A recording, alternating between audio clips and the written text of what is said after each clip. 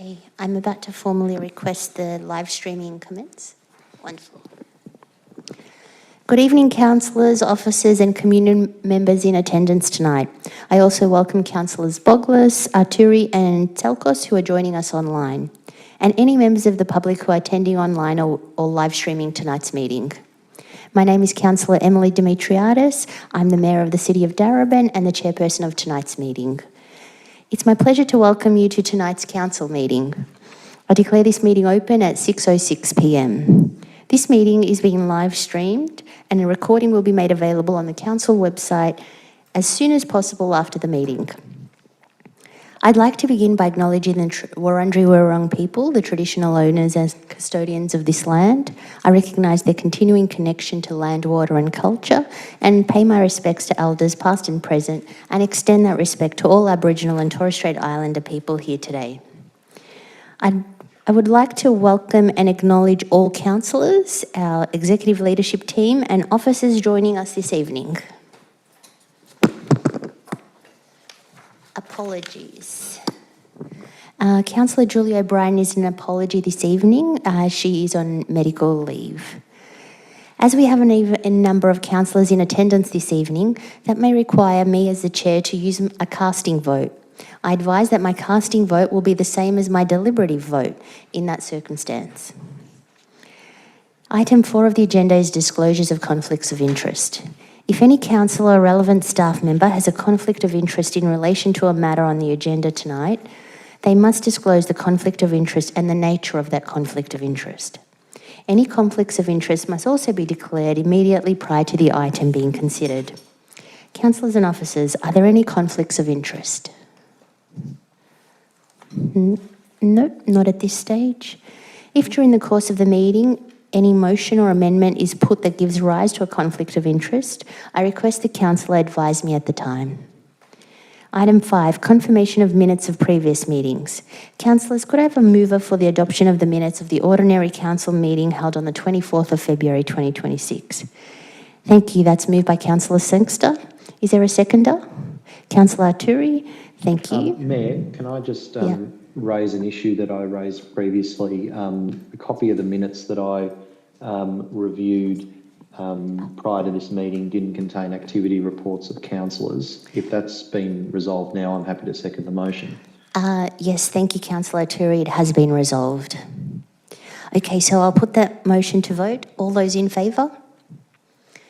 And that's carried unanimously.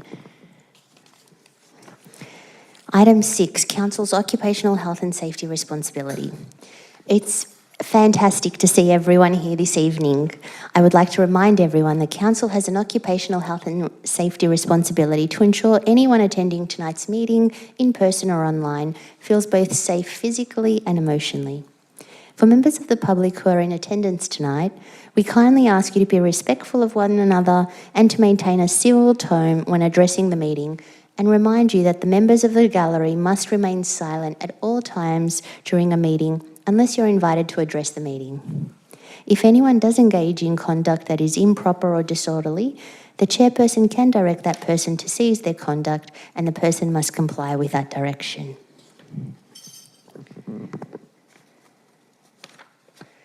So moving on, we have public question time. I think the CEO would like to say a few words. Thank you, Mayor. Just briefly, and then I'll let us hear from our community. I just want to make a point of clarification in relation to some responses that officers provided at the February Council meeting in relation to a public question around some transport projects. There was a question seeking an update on some Your Street, Your Say transport projects. Officers responded. I'll shorten the response, but effectively saying that Council had resolved to fund those projects that were being asked for in the term of this council, and that some of them are currently under design. That's true. That was later referenced by a councillor in debate. What we probably would have been helpful if we were clear on is those forward capital works programs are still subject to some further budget adoption. So that is just a governance step that we didn't draw out in our response. It's raised a little bit of confusion, and so I just wanted to clear that up. Thank you. Thank you, CEO. We have allocated 30 minutes for public question time. If we exceed that time, I will ask for a procedural motion to extend question time for another 30 minutes. In line with Council's governance rules, questions cannot be taken from people in the gallery unless they were submitted by 12 p.m. today. You can ask a maximum of 3 questions and speak for a total of 2 minutes. Please keep in mind that to only ask your question during this time, and please refrain from making statements. Questions relating to notices of motions, petitions, or urgent business cannot be accepted in accordance with the governance rules. For members of the public who have registered to ask a question in person, I will call your name when it's time. Once I call your name, if you do not respond, I will assume that you are not present in the gallery and one of our friendly officers will read the question for you. The relevant General Manager will then provide a response. For members of the public who are in attendance tonight, in person or virtually, I will invite you to come to the lectern. Oh, we're all good. I'll invite you to come to the lectern or unmute your microphone online, and you can state your name and ask your question. Like questions will be grouped together. The first person who submitted a like question may ask their questions. So the first question we have is from Karen Bailey. Is Karen here today? No, I might ask Jo. Oh, hello, hi Karen, you're online. Hi, wonderful. Would you like to ask your question? Thank you, Councillor Demetriades. Good evening, Mayor and Councillors. My name's Karen and my family and I live in Preston. My questions relate to parks in Preston and the delivery of Council's open space strategy.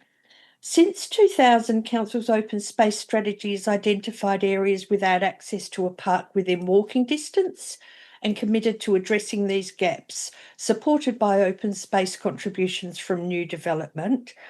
I recently contacted Preston councillors and the CEO regarding the state government's proposed sale of land within HP's Wah Park and council's decision not to acquire it. And in the response, council referenced the need to prioritise investment in identified gap areas. Between 2006 Karen, I'd kindly like to ask you to refer to the questions that you have submitted to council. And if you could ask, thank you.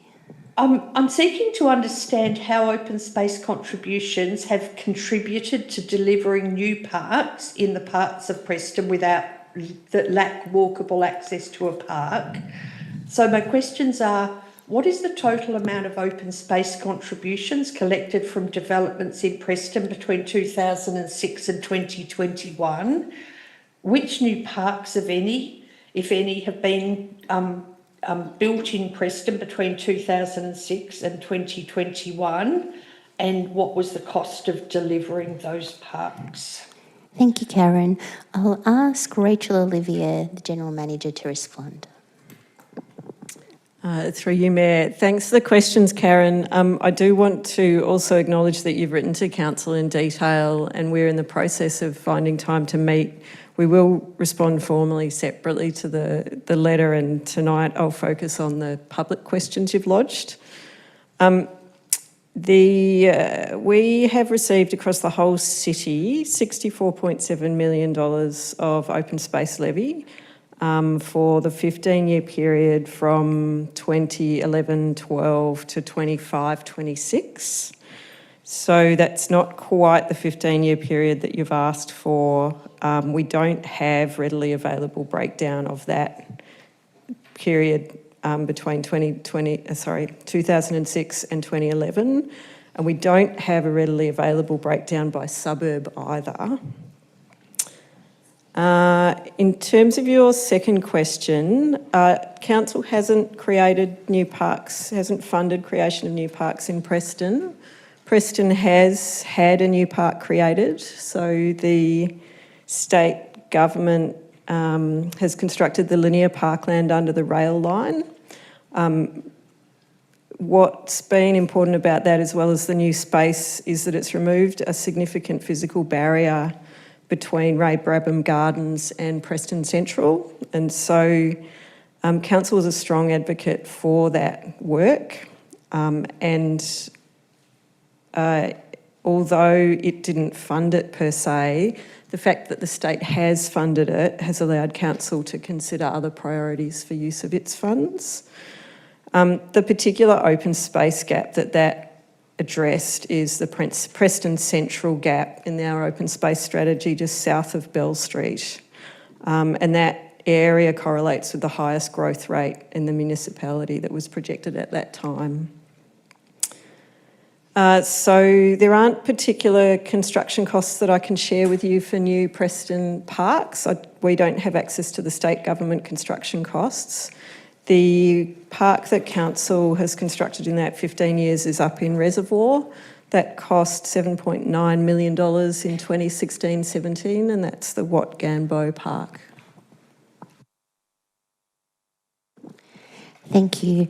The next question is from Richard Bowe, who is not attending. I might ask Georgie to read out the questions.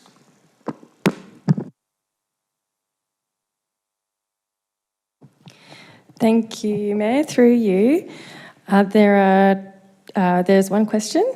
So, in the past years, 2 intact 1920s Californian bungalows on Hall Street in Fairfield have been demolished or are currently being demolished. Both houses appeared to be in good condition and were representative of examples of the interwar housing that still defines much of Fairfield's historic landscape. The question is, given that many interwar houses in Fairfield are not covered by heritage overlay in the Darebin planning scheme, could council advise whether there are plans to review Fairfield's interwar housing precincts for potential heritage protection before further houses of this era are lost? Thank you. Vanessa Petrie. Thanks. Thanks for your questions, Richard, and through you, Mayor. Council's Heritage Officer undertook a site visit to visually inspect Hall Street and its surrounding streetscape. The assessment against recognised heritage criteria concluded that both the individual places and the broader precinct do not meet the threshold for identifying heritage significance and applying a heritage overlay. Council undertakes work on heritage matters as a part of its role as the planning authority year to year. The current work includes a places of worship amendment and preparing a heritage policy. Council will consider gaps in its heritage studies, including in Fairfield, as a part of its broader heritage program. The next question we have tonight is from Brendan Murphy. Thank you, Brendan.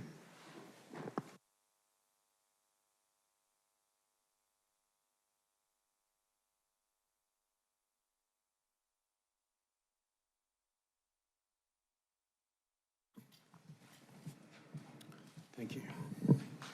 Hello, everyone. First question's a tough one to read.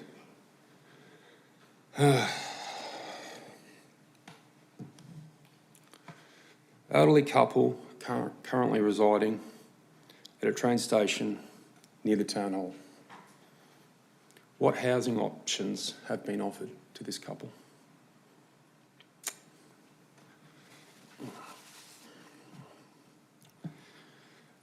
Next question. How will Darebin City Council support the winter accommodation resource movement known as WARM?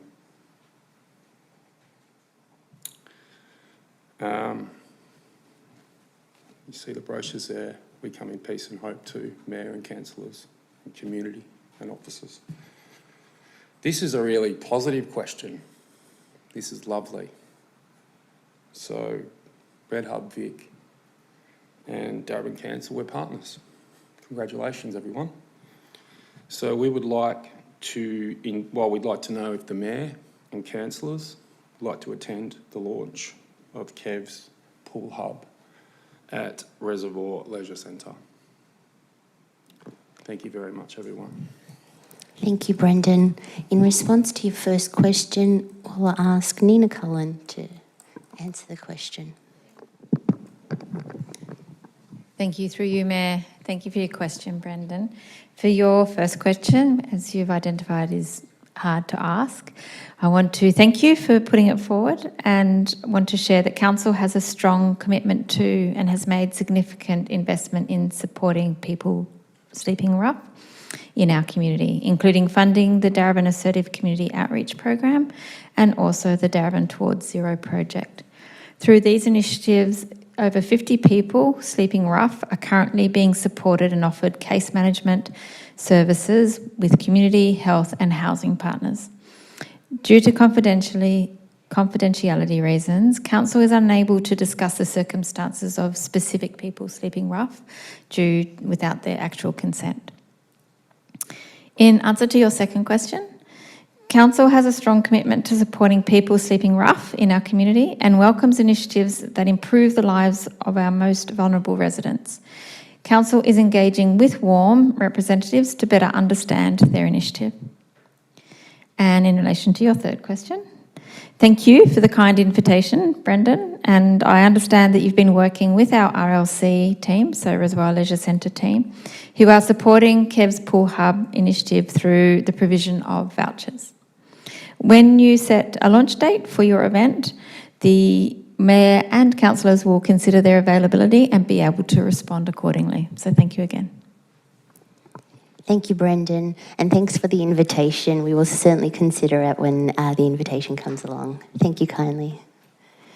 Okay, next we have Alan Brown. Is Alan in? No? No.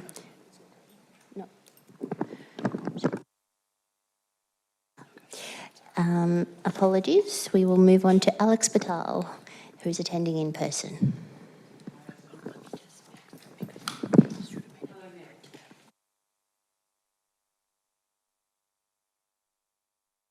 Darebin Environment Reference Group, so from 2004 to 2007. My question relates to the critical council resolution of the 16th of December 2024, setting out the terms for review of advisory committees.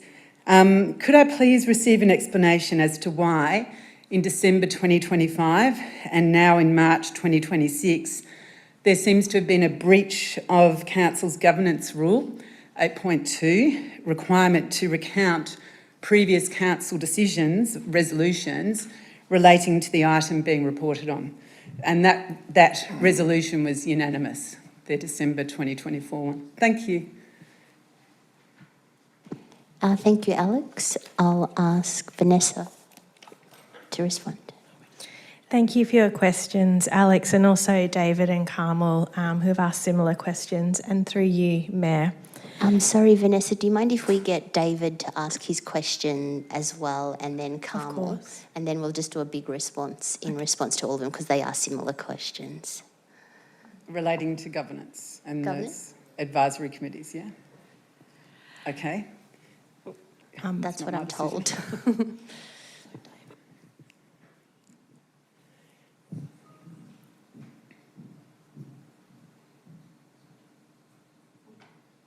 David, would you like to ask your question about advisory committees? Sorry, I've got another two questions, Mayor. Shall I ask them? Yes. Okay. Let's just ask. Sure.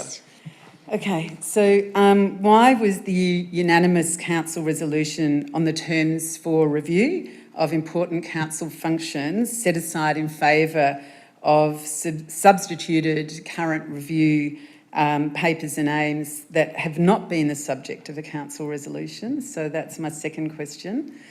And my third question is there a view amongst councillors that the 5 aims for the review of advisory committees, as outlined in the December 2025 report to council, are the same as the current 9 points outlining the terms of a review as recorded in the minutes of the 16th of December 2024 meeting? That's at page 22 of the minutes. And if so, can someone please explain the ways in which they are substantially the same? Thank you. Thank you, Alex. We might get David to ask his 2 questions next because they are very similar. Thank you, Mayor. A bit of toing and froing today about how many questions I might be allowed, but Thank Well, I you think for you've got 3, but we'll ask the 2 because there's a combined Sure. answer to all of them. No Thank problem. you. My first question is, can an explanation please be provided regarding why a council resolution, in part regarding advisory committees, moved by Councillor Arturi and seconded by Councillor Salakis and unanimously passed on 16th of December 2024, was thereafter not reported upon when Council came to further consider reports on its advisory committees, especially in December 2025 and now in March 2026? And my second question is, upon what or whose authority did the review take place when the substituted 5 aims constituting the basis of review work undertaken, and as reported in December 2025, had not been subject to a council resolution? Thank you, Mayor. Thank you, David. I'll ask Carmel to ask her first of 3 questions as well. First 2. I think it's the 3. They're all similar. So if you could ask your 3 questions. Okay, number 1. How exactly did it come about that the council resolution of 16th of December 24 was overlooked? And at what exact time did council become aware of this oversight? And can we, the public, be reassured that this oversight was not deliberate? Number 2, why shouldn't the community view the ignoring of such an important council resolution from December 24 regarding these advisory committees as an undermining of the democratic process, whereby the community's elected representatives, that's you guys, seek the review of an important council function according to certain terms, yet they have another unauthorised process imposed upon them, and therefore by implication upon your community, upon the community.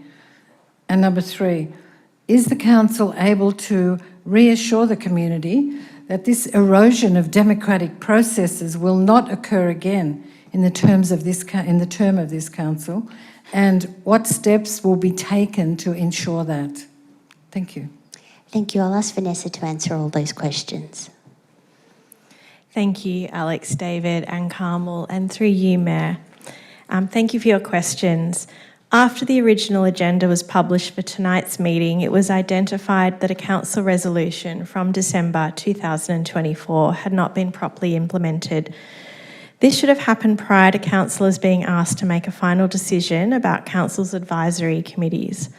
Officers want to make sure we close out the earlier resolution properly, and therefore the matter of advisory committees is no longer being considered at tonight's meeting.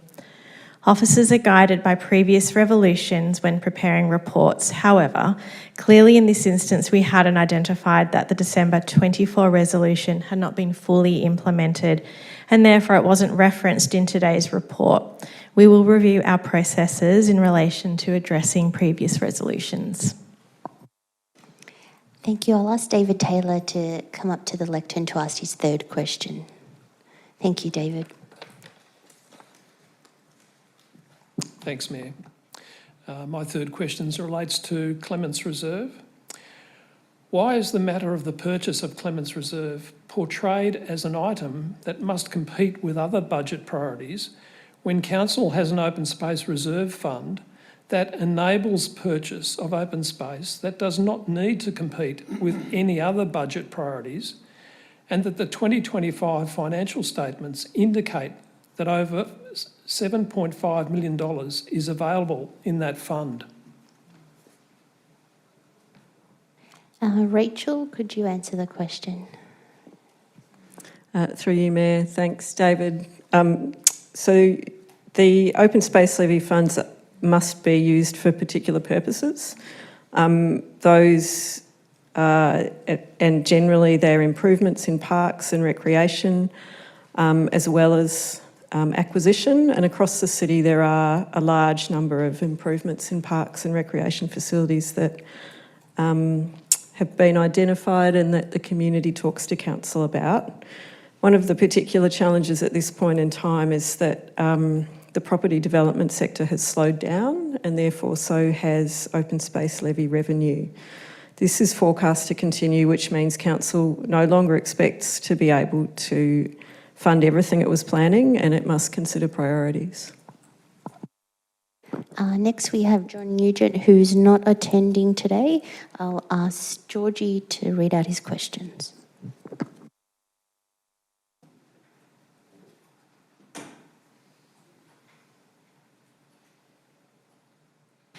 Thank you. Apologies. Through you, Mayor, John's first question is, could you please advise if this council is considering updating its governance rules as some are out of date and do not meet the people's needs?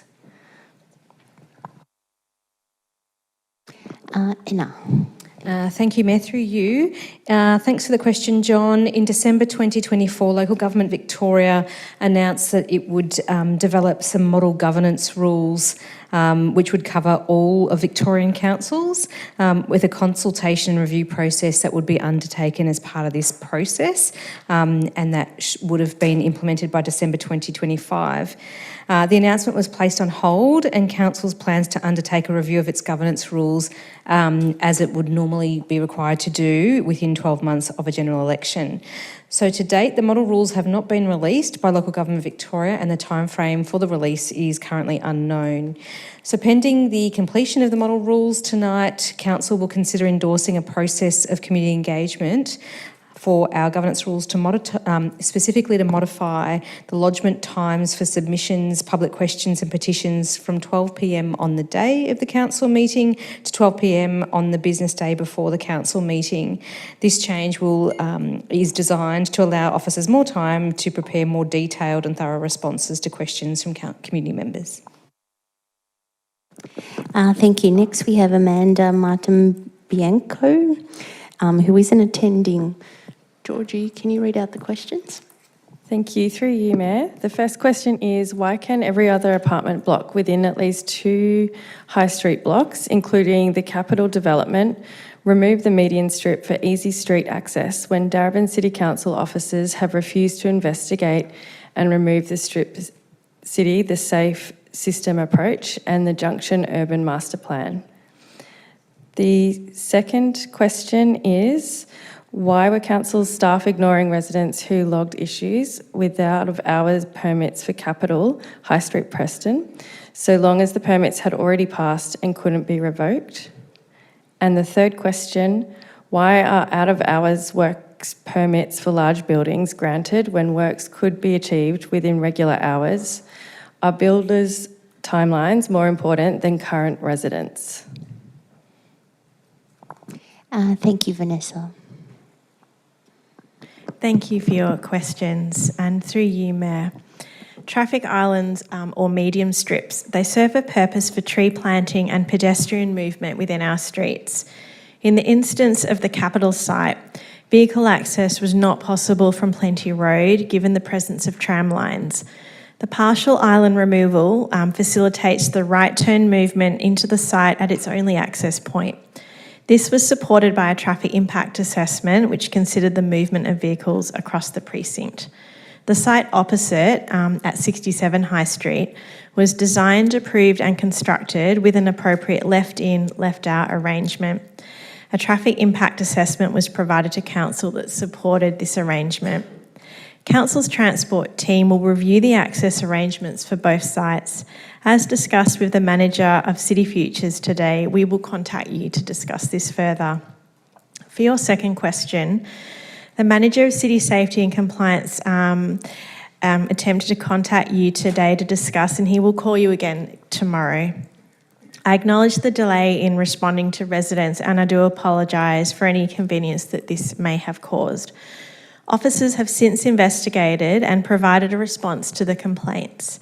Officers are satisfied that the appropriate application and notification process has been undertaken in this instance, and these complaints would not have resulted in the revocation of the out-of-hours permit.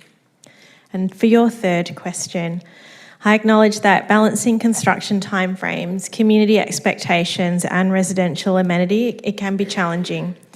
Council is working to manage these competing priorities and to limit amenity impacts where it's possible. However, as this is one of Darebin's larger developments, some level of disruption is unfortunately unavoidable during the key construction phases. Not all construction can be completed within regular hours for these larger developments, and some of the reasons include the nature of the work, which can make it more desirable to be completed on the weekend, such as installing or removing a crane, oversized vehicle loads that cannot be transported during normal business hours, and works that can't be completed within normal hours, such as pouring concrete. Thank you. The next submitter for questions is Warwick Blackmore, who's not attending. Georgie, do you mind reading the questions? Thank you. Through you, Mayor. The first question is, if a local law could be drafted to effect, would Council be open to considering the imposition a 60-day cap per annum on whole-of-home unhosted short-stay rentals such as that in force in the Byron Shire? Question 2, does Council know how many whole homes within Darebin are being used for short-stay accommodation? And I'll ask Vanessa to answer the questions. Thank you for your 2 questions, Warwick. For your first question, we are aware that some councils in tourism areas do have provisions in their local laws. Darebin only has 0.5% of all of its properties registered on Airbnb, and so this has not previously come up as a major issue, but we will continue to monitor this situation. For your second question, as I just noted, 0.5% of all properties in Darebin are listed on Airbnb, so 368 properties. This is significantly fewer than other municipalities, and just for comparison, the Mornington Peninsula has approximately 4.8% of their properties. Councillors, can I ask you for an extension of time? Thank you. That's moved by Councillor Villela and seconded by Councillor Ruth Jelly. All those in favour of an extension of time? That's carried unanimously. Okay, so next person submitting a question is Fiona Nelson, and I believe Fiona is attending in person. Thank you, Fiona.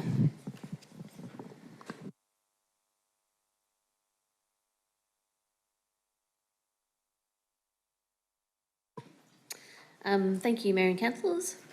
I refer to questions from Council meeting dated 24th of February 2026 regarding short-term rentals in Darebin. How is the levy monitored to ensure Darebin benefits appropriately from the short-term rentals? Have we seen a positive impact from the levy, i.e. is more housing becoming available either as long-term rentals or for home ownership? And how are nuisance users monitored, such as those who might be using the short-term rentals as a party venue? Vanessa, could you respond to the questions? Yes, Mayor. Thank you, Fiona, for your questions. For your first question, Council does not monitor the levy, but you may like to contact the State Revenue Office who implement the levy.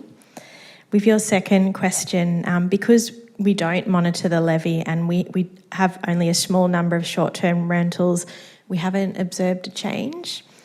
And for your third question, so we don't undertake enforcement monitoring of short-term rentals, but in Victoria, residential noise, which including nuisance noise from neighbours, it's primarily regulated under the Environment Protection Act, and residential noise from a party would be under the jurisdiction of the Victoria Police.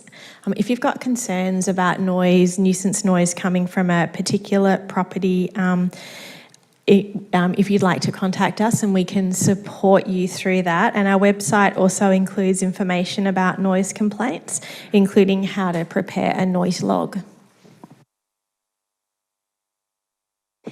Megan Lynn is attending in person. Is she available?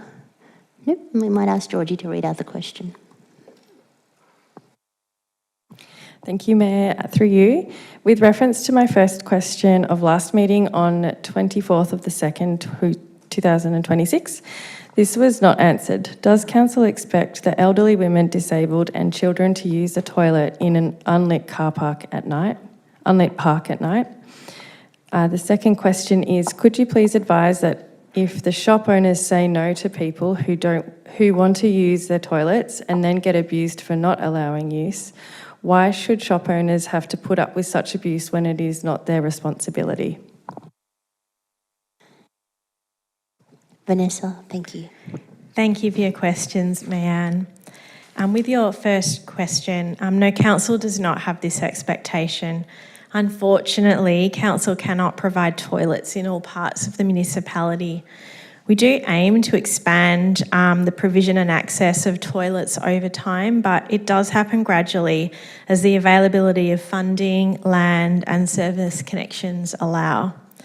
And for your second question, council agrees that abusive behaviour is not acceptable. This is a policing matter. If a shop owner is concerned for their safety, we would encourage them to call 000 and ask for assistance. Mayor Lynn also had a third question, but according to our governance rules, we aren't able to answer a question that will be discussed in a NOM.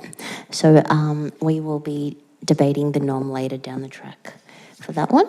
Next, we have Matthew Zammit, who's not attending. Georgie, do you mind answering the question? Yes, certainly. Thank you, through you, Mayor.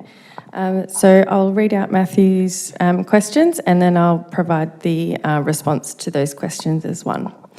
The Municipal Monitors reported that staff described the 18th of December 2023 council meeting, including the ceasefire in Palestine discussions, as the worst meeting they had ever experienced, and they felt intimidated by the angry outbursts from community members. Were any of these community members served with a contact plan as a result of this meeting? The second question: in the days following that council meeting, a number of other community members who were not present at the meeting were served with contact plans which limited their access to council. Does council accept that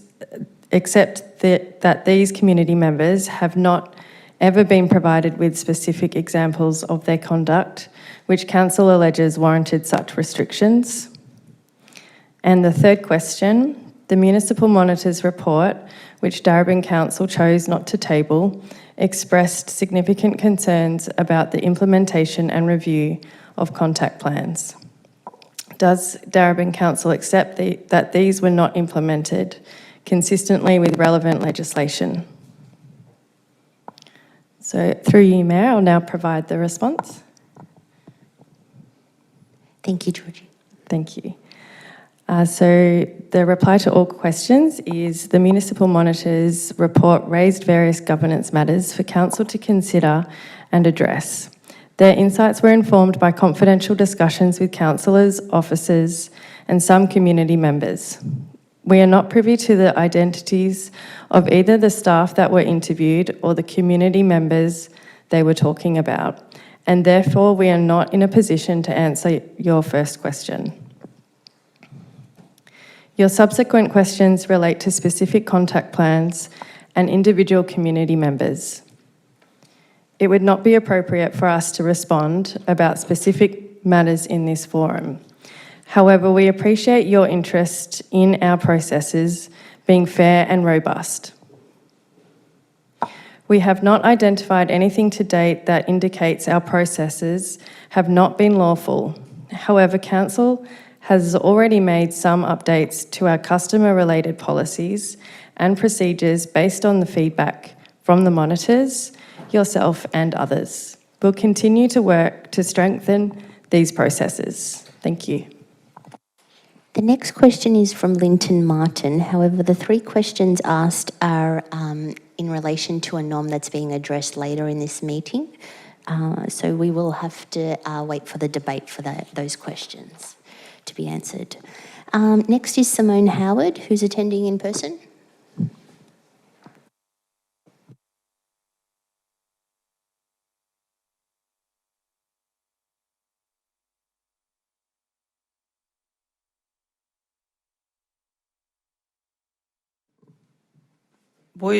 I have three questions, but I would like to ask them separately, please, and have them addressed separately. Is that okay? I believe our CEO is responding to your questions and she's got one answer for all your questions. One answer for all three? The three questions. Did you want to read your questions? Okay. Thank you. Okay, regarding item 9.1, the draft flag policy states that requests from community groups to fly a flag will be referred to the CEO for a decision. And the CEO may consult with the mayor and councillors only if they consider the matter complex. Why has the unelected CEO proposed to give themselves such a great amount of decision-making power, and shouldn't such decisions be made by councillors as our elected representatives? This is open to abuse of power and political bias to have an appointed CEO with little ties to the Darebin community making Simone. such decisions. Thank you. I'd ask you to kindly stick to the questions that you have submitted today. Thanks.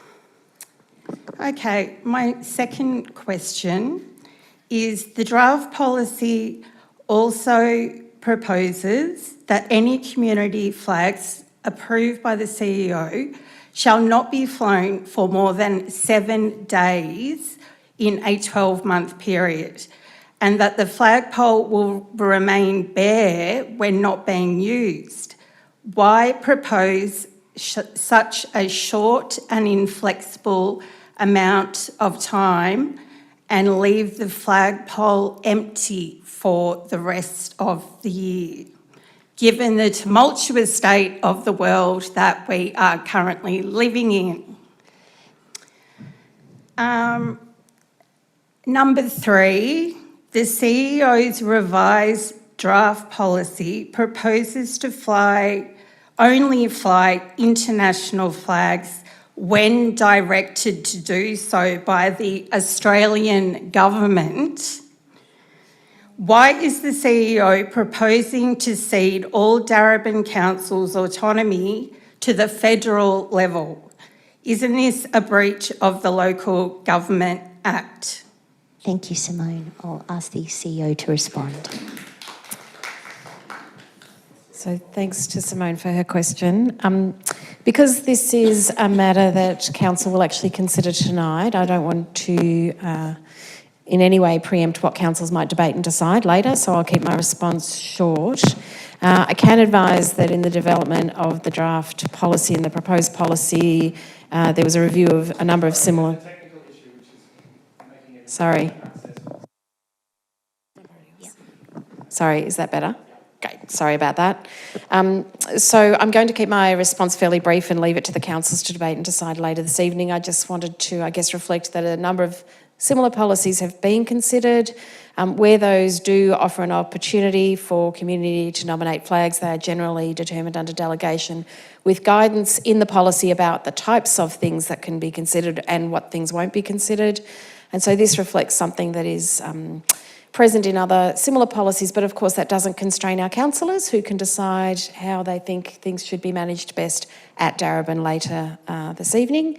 And that's all I wanted to cover. Thanks. Thank you. Next we have Ben Horth, who's attending in person.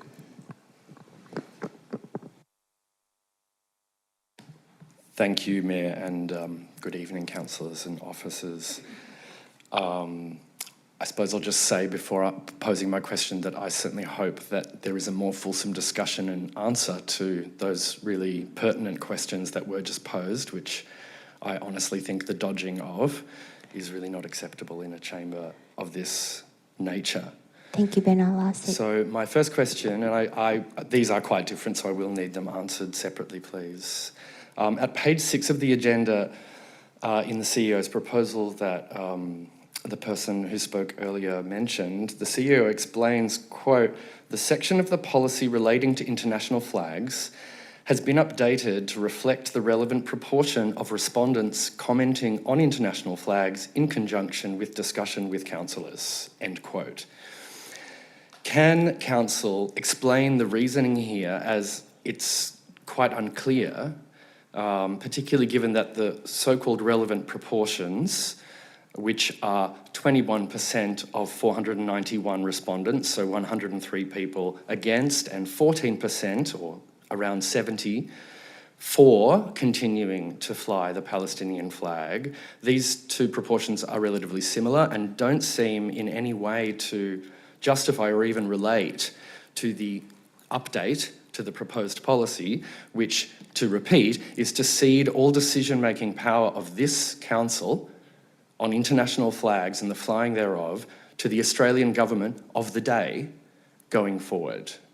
And I really will have to press you on an answer to that quite specific question. I really believe that this is unprecedented in any of the council Thank you, Ben. policies on flag flying that were benchmarked as part of this report. Thanks. I believe you have another question.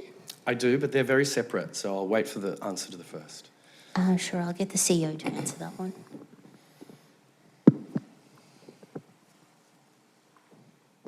Sorry, I'm just pausing to see if I can shape a more fulsome response, Ben, for you.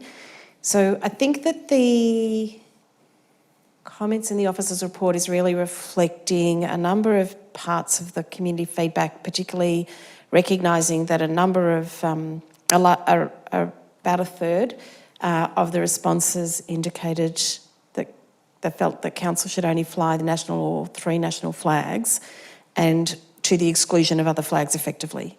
And so I was probably reflecting more that part of the feedback than the feedback explicitly for or against the Palestinian flag, which you've referenced. I've actually been referencing more the national flags and the flavour of therefore being exclusive to international flags. So I hope that just explains where my focus was and what I was trying to reflect in the report rather than the numbers relating to the Palestinian flag specifically, okay? And I don't feel that there is a ceding of authority to the federal government. I believe that council is already under the authority of the federal government around a number of things that does include flags. And so I feel that it's reasonable to recognise that if the federal government directs council to fly national flags in a particular way or fly international flags in a particular way, I think that they have the authority to do that, okay? And so that's all that the policy as drafted is meant to recognise, that sometimes council may not have a choice. That's all it's meant to do. I'm not interested in probably trying to debate it because councils will need to debate this item later this evening and make a decision, but I hope that explains what I was trying to convey in the report. And I'm Thanks, not sure. it does help, yeah. Just Okay. to exercise my right to a follow-up question. What then was the percentage of respondents who did not want only the Australian flag flown ever?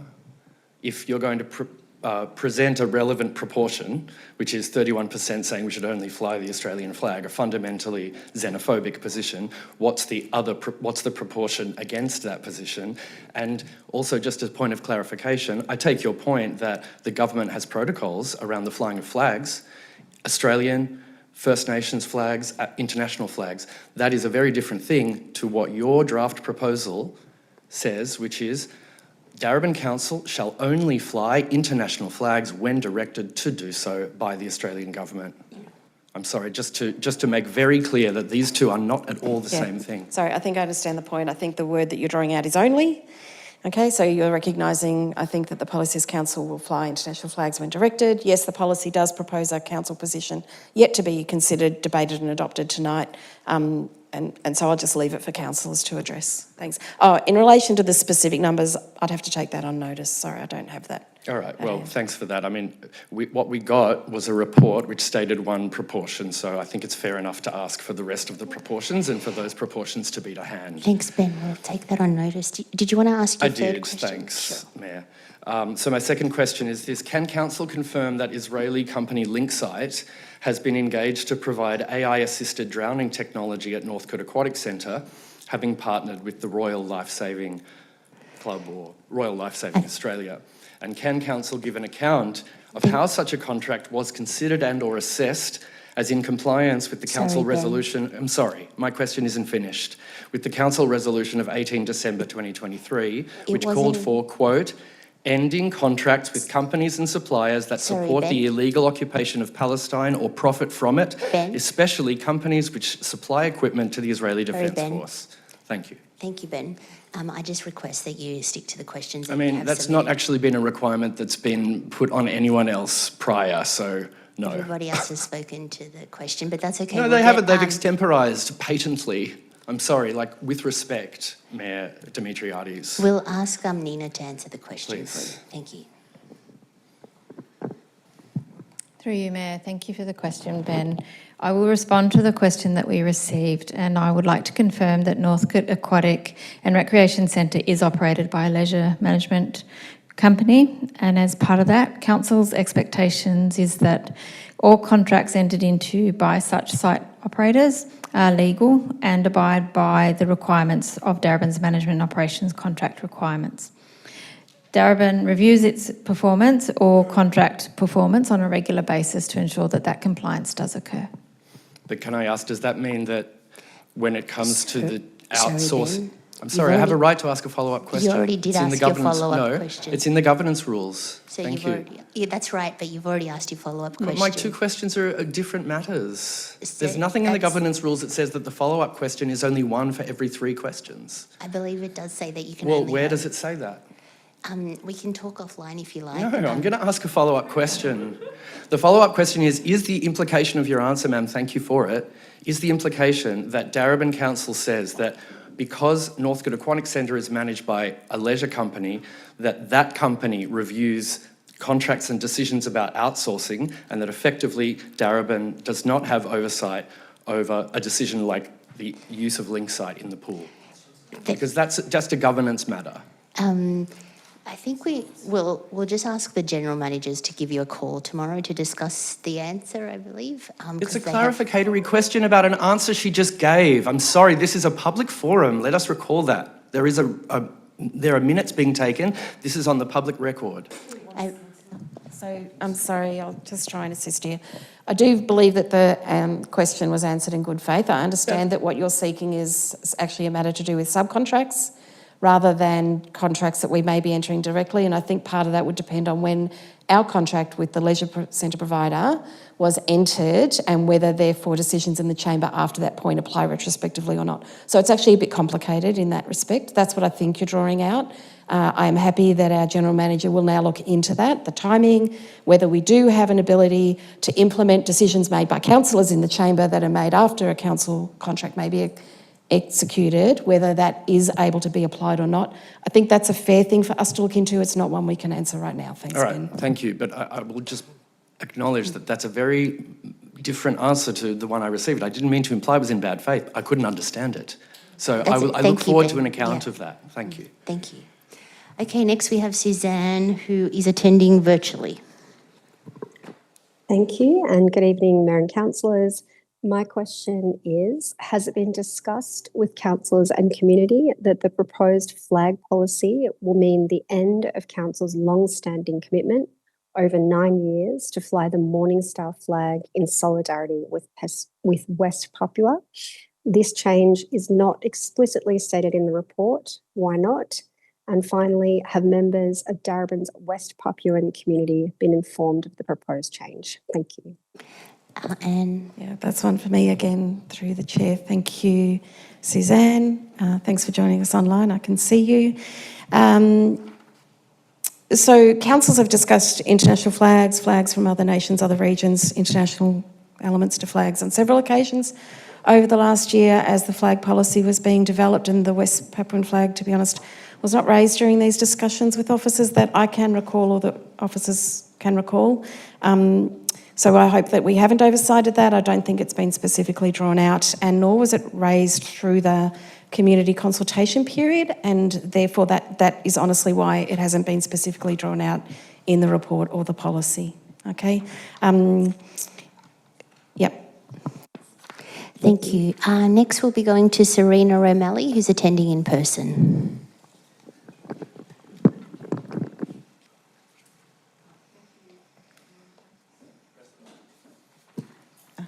Better. What is the current monetary balance of the public open space and recreation reserve? How much of that balance is committed or budgeted to be spent in 2025-2026? And which specific projects or park parks is that money currently proposed to be spent on, and how much is allocated to each? I'll ask Rachel to answer the questions. Through you, Mayor. Thanks, Serena. So the balance of the open space reserve at the end of June 25 was 7.5 million, and that's in Council's annual financial report every year. For the 25-26 year, the underlying assumption in the budget, in the adopted budget, is that Council will spend approximately what it receives in revenue through that year. So at the end of the year, we'd expect the reserve to be at about the same amount. And the income and expenditure expected in the 25-26 year is 2.7 million. The reconciliation of that will happen at the end of the financial year, and there are usually the actuals are slightly updated against the budget at that time. In terms of specific projects or parks, I don't have the full detailed list at hand. That level of detail I'd need to take on notice. But some of the projects that were considered eligible when we developed the 25-26 budget included the Pitcher Park renovation, irrigation and turf renewal at Johnson Park, Edwards Lake play space surface renewal, and DR Atkinson play space renewal. Can I ask a follow-up, please? Was Clements Reserve on that list of parks where money was allocated? And can you also explain why you're retaining such a large balance in the fund? Why would you not spend most of that fund? $7.5 million is quite a lot to be holding onto. Sorry, through you, Mayor. The Clements Reserve in the adopted Capital Works program is budgeted for not this current year, so it's not one of the projects in the current year budget. It's scheduled for a future year. Our assumption is that it would be funded through the Open Space Levy Reserve. And sorry, your last question, Serena? Why are you retaining so much money in the reserve when it can only be applied to parks and could easily be spent? I think that's a decision for Council that we'll be making later today. No, it's not. It's actually a more generalised question than the item agenda 9.8. The question being why you would hold back $7.5 million of money that you can only apply to parks. Sorry, Serena, the decision is made by Council.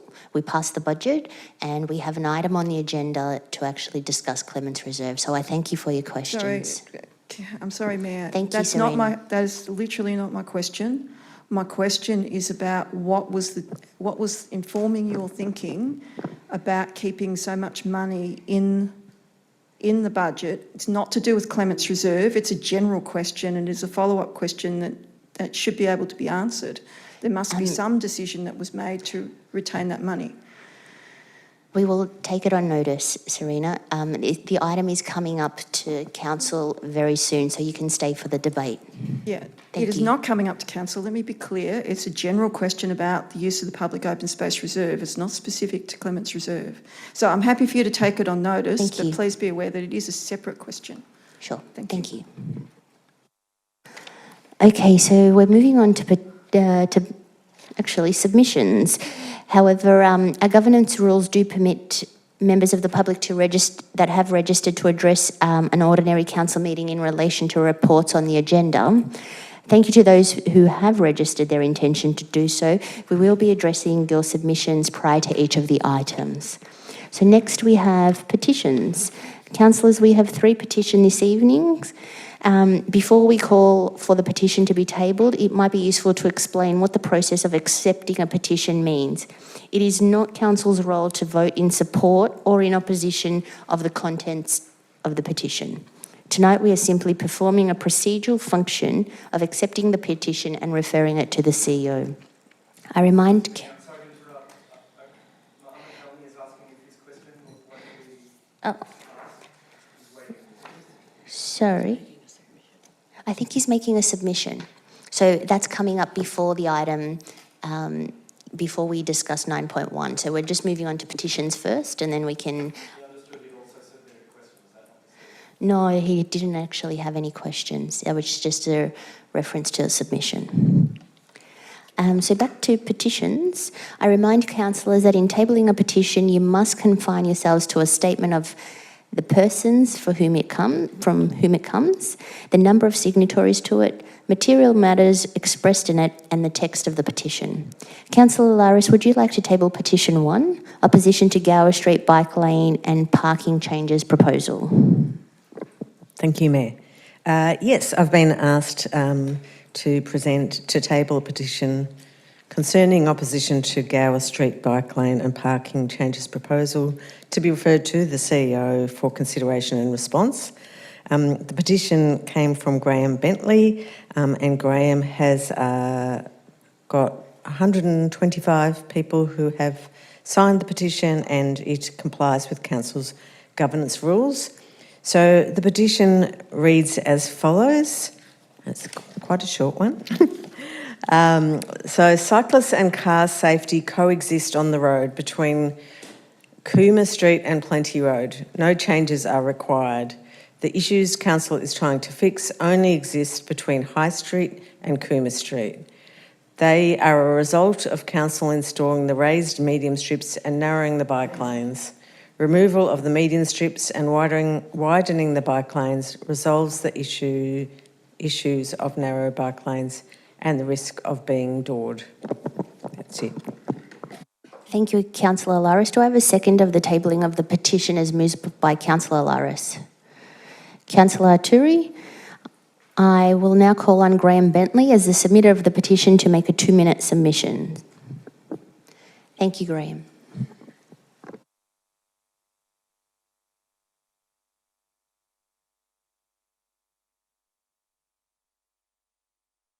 Consulted on these issues. When I scanned the QR code on the letter, it did not go to the page to provide feedback on this proposal. On Friday, I attended the council office and was told I could not speak to anyone until the following week, but I could send an email. I did, but received no response. Subsequent calls, voicemails and messages also received no response. According to the council website, the only other course of action to have a voice was a petition. The council claims, and I quote, during the first round of consultation, we heard the community is concerned about cyclist safety on Gower Street from High Street to Plenty Road due to narrow bike lanes and a risk of car dooring. Over a 5-day period, I surveyed Gower Street between 7 a.m. and 9 a.m. This was where my engagement began with the local community affected by this proposal. I observed, first, an average of only 20 bikes per morning. The parking for the day were made up of school teachers, kindergarten teachers and council staff, and that cyclists and cars safely use this road with the bike lanes as they currently exist between Cooma Street and Plenty Road.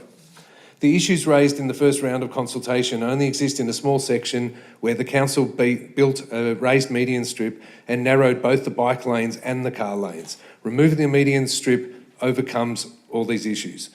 Council claimed that implementing this proposal will provide, quote, improved cyclist safety and comfort. It does not. The bollards will make cyclists unable to move to avoid passenger side doors, obstacles, debris, pedestrians, stormwater drains, etc. The proposal creates several new problems.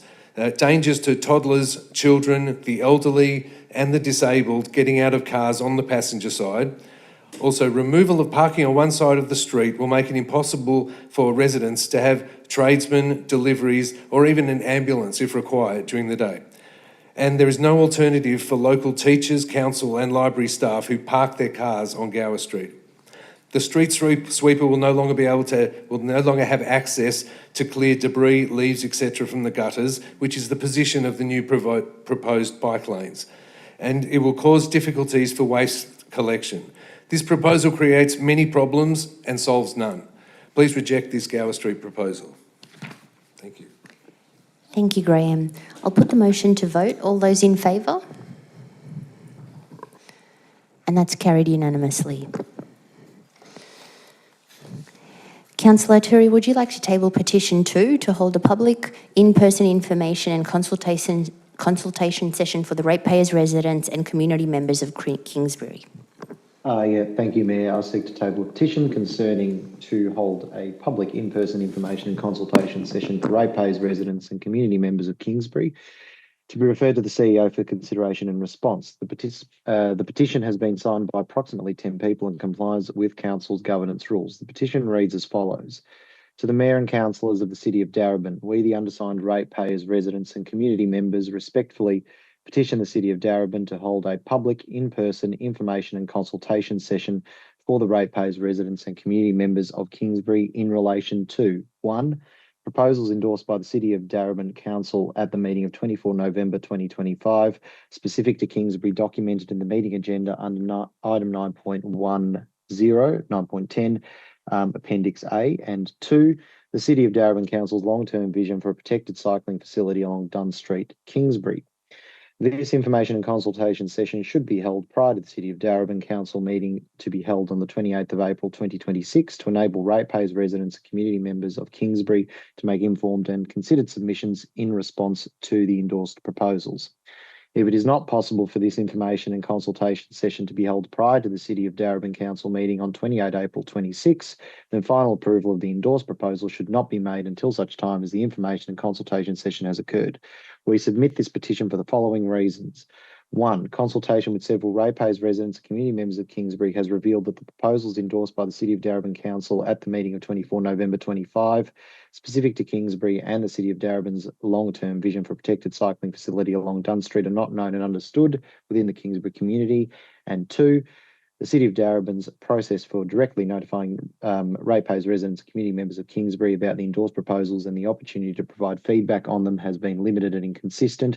For example, residents of properties in Dunn Street located within 100 metres of the intersection with Stymie Street received a notification letter advising of the proposal to install a raised intersection, but residents of properties in Stymie Street within 100 metres of the intersection did not receive a letter. And 3, the proposals endorsed by the City of Darebin at the meeting of 24 November 25 have the potential to impact many more ratepayers, residents and community members of Kingsbury than just those who reside in properties that are within 100 metres of the proposed projects.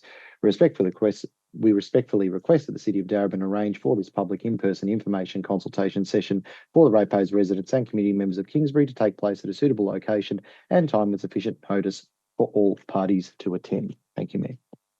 I now call on Craig Smith as the submitter of the petition to make a 2-minute submission.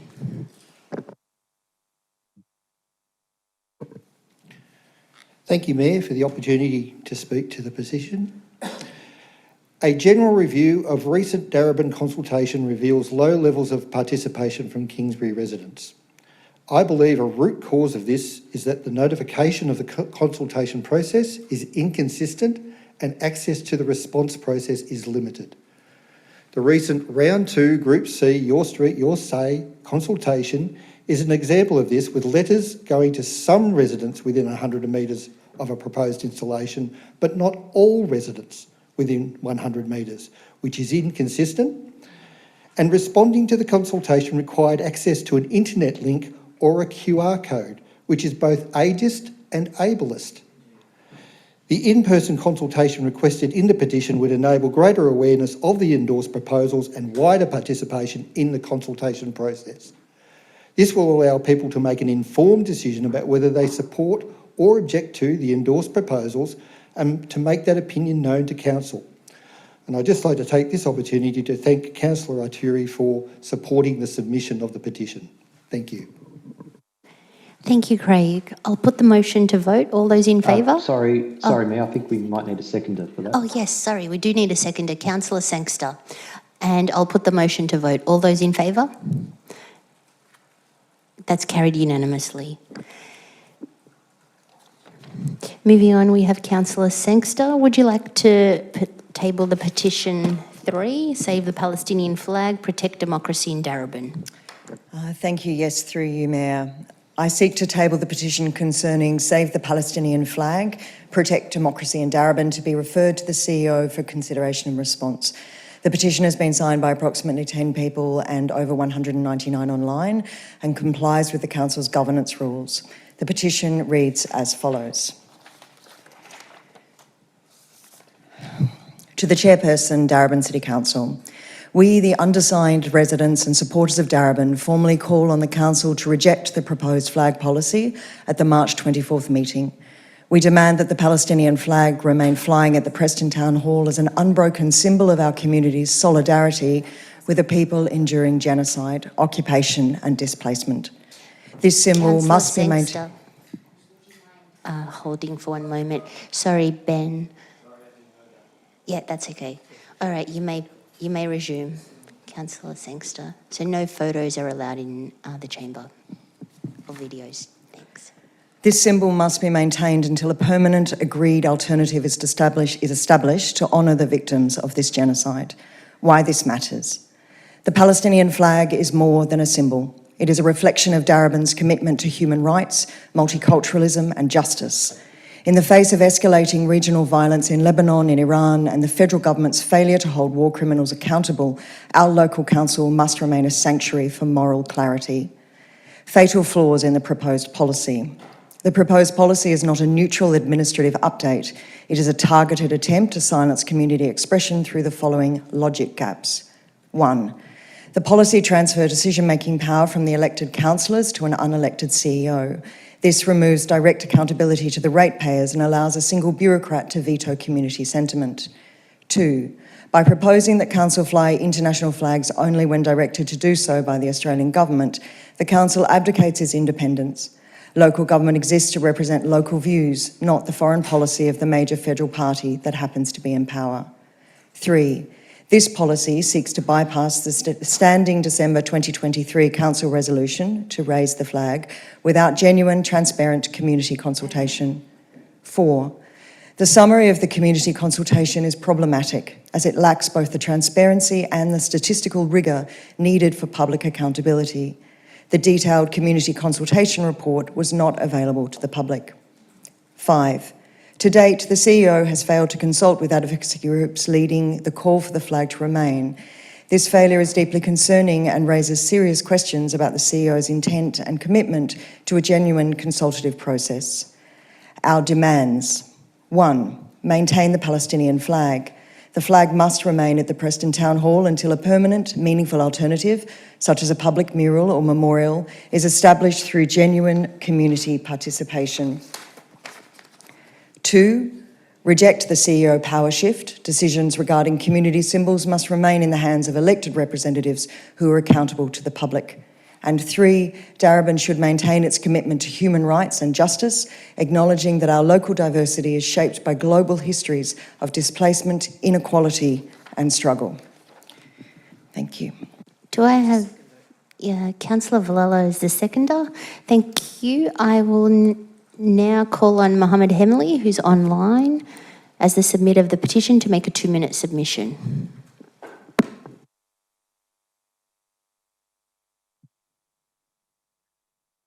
Thank you, Mayor, and thank you, Councillor Sangster. There is really nothing much further for me to add beyond what was clearly articulated in the petition, the 5 points presented. I'd like to maybe add that I also ran an online petition, which obviously not to council's requirements, but it is still an expression of public sentiments in Darebin, and the online petition attracted 199 signatures on just until the last couple of minutes, and it's still growing. So I urge the council to maintain the Palestinian flag until a permanent, meaningful alternative, such as a public mural, is established through genuine community consultation, and not through and not in just by through a survey that was where a brief summary was presented. I also urge the council to reject the CEO's power shift. Decisions regarding the community matters must remain in the hands of elected representatives. That's very important for democracy, who are accountable to the public. And that's all really I want to add further to the petition. Thank you, Mohammed. I'll put the motion to vote. All those in favour? That's carried unanimously. Next, we're moving on to consideration of reports. Councillor Valella? I just want to move it. Just put my hand up. Oh, yes. we've got a bit of a preamble. So, councillors, we have a very full agenda this evening that we need to get through in line with the time limits in our governance rules. I will permit questions of officers prior to the commencement of debate and each item. But if I believe sufficient questioning has occurred, I may exercise my right under the governance rules to limit questions and ask the debate to commence. I may also exercise my rights to ask for only the mover, seconder, and any councillor speaking against to speak to the motion. The first report we have to consider is, actually, before we consider any reports, the CEO would like to... No, I'll say something for the governance report. Okay. So the first report we have to consider is 9.1, adoption of Darebin flag policy. We are now going to hear from submitters, from those who have registered. When I call your name, you're invited to come to the lectern to speak for 2 minutes.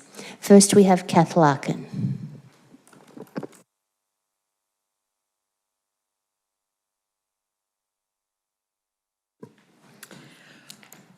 I mean, obviously this policy isn't happening in a vacuum. We've seen attempts around the country to shut down solidarity with Palestine, from attempts to criminalise protests, to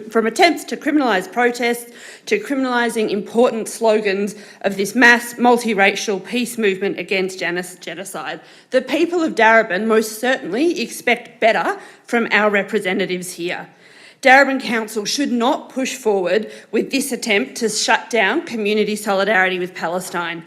The policy, as a number of people have pointed out in their questions today, shifts power away from the community by placing decision-making about community-requested flags in the hands of an unelected administrator.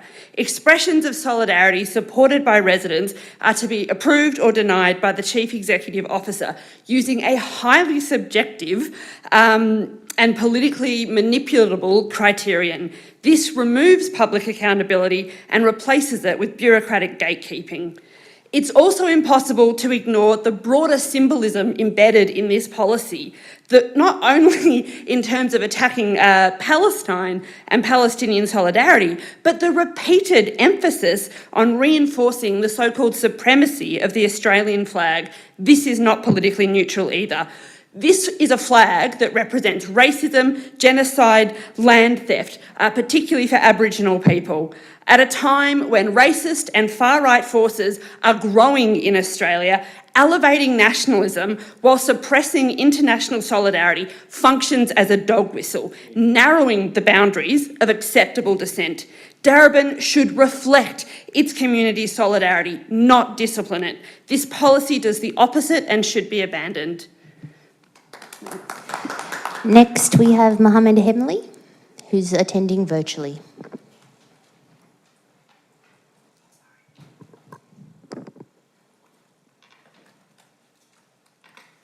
Mayor, I'd like to pass on my submission because it's very similar to the petition anyway.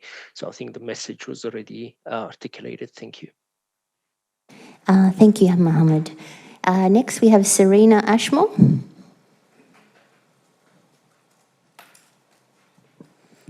All right. Yeah, I really agree with Kath. This policy is not a neutral piece of governance. It's politically motivated and it is an attempt to shut down community solidarity with Palestine. And it's really important to say that Israel's genocide in Palestine is still happening right now and it's supported by the Australian government. The population continues to be starved of food, medicine, other basic necessities, and Palestinians are still suffering and continuing to suffer under illegal occupation in the West Bank. And more than 70,000 Palestinians have been killed in Gaza, including tens of thousands of children. Hospitals, schools, and entire neighbourhoods have been destroyed. And this horror has not been a distant thing for many residents of Darebin. It's reached into families here and communities here, and our council has a responsibility to ensure that people affected by Israel's destruction of Gaza know that Darebin is a place of safety, compassion and support. To tell our community members affected by these ongoing crimes against humanity that the flag can only be flown for a single day of observance or not for more than 7 days is a disgrace. And not to say, there's not even any necessity that the council would allow this flag to be flown even for those small number of days. You know, even for us to get it put up in the first place was a fight by the community, and I think that that's really important to say as well. We stand with Palestinians and those affected by genocide in our community every day, not just for 7 days of the year that the council might deign to grant to us. We stand with them every day, not quietly, not restricted to polite or politically convenient timeframes, and we stand with them always, and the Palestinian flag needs to continue to fly until Palestine is free. Next, we have Ben Hoare. Thank you, Mayor, and thanks to those who've spoken already to this item. I want to point to something really concerning about the intersection, I suppose, of the global racial politics of the moment of the genocide in Palestine, the genocide of the Palestinian people, and local governance. What local governments should be doing and where the power of the community should remain. I think we've seen already quite clearly in the questions, particularly those questions which answers could not be given to, that what is occurring here is an attempt to transfer decision-making power about something so important as the really actually historic and extraordinary thing that this council did over 2 years ago, which was to raise the flag, and I quote from the motion, to raise the flag until such time as council resolves to remove the flag. Not until such time as certain lobbies with certain spheres of influence bring it about that a CEO is in, one or another CEO is in the role, an unelected role at that council, and seeks to arrogate to themselves the power to make such a decision. No, the resolution on the 18th of December was very clear. I note as well that it begins by saying that council resolves to mourn the tragic and horrific loss of civilian lives in the current conflict and condemns all attacks that target Palestinian civilians. Okay? That is what we need to remember here. Council has not resolved to pull that flag down. I don't think anyone believed that the genocide would still be ongoing now, that it would be turning into World War III before our eyes, but it is. Ben, I'd just like to remind you of the time. Thank you very much for your time. Thank you. Next, we have Simone Howard.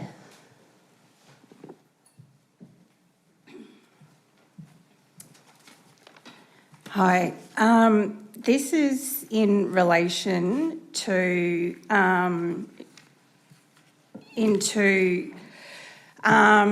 deferring to the federal government for approval for flags.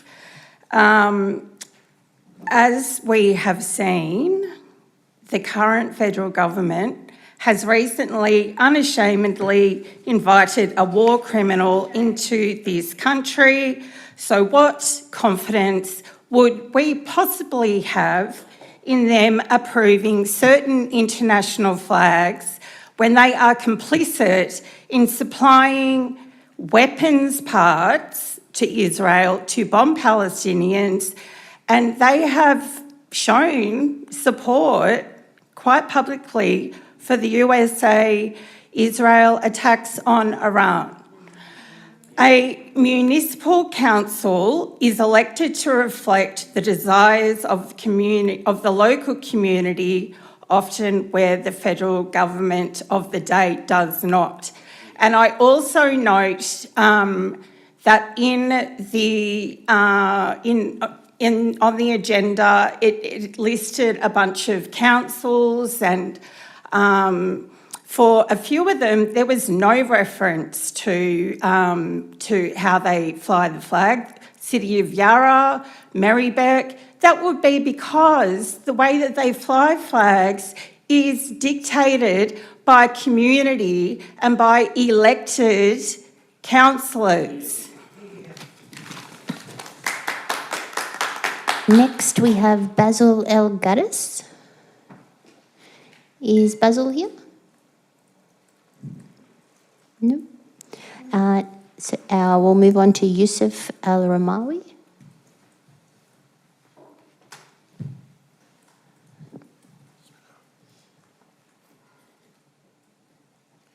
Good evening, Mayor and councillors. My name is Yusuf. I am a third-generation Nakba survival Palestinian, but I'm here to speak to you as an Australian and pose the question, why Palestine? Why here in Australia, here in Darebin Council, why do we have to single out a cause that is international, a right cause, and express solidarity when there are many other forms of injustices around the world? And in fact, it is indeed a relevant question and the right question to pose. But every decade or two, the humanity faces an ethical test that tests how sincere we are in our progressive views. In the 60s and 70s, it was Vietnam. In the 70s and 80s, it was South Africa, where it was relevant to us here in Australia on federal, on state, on council, on civil society, on unions.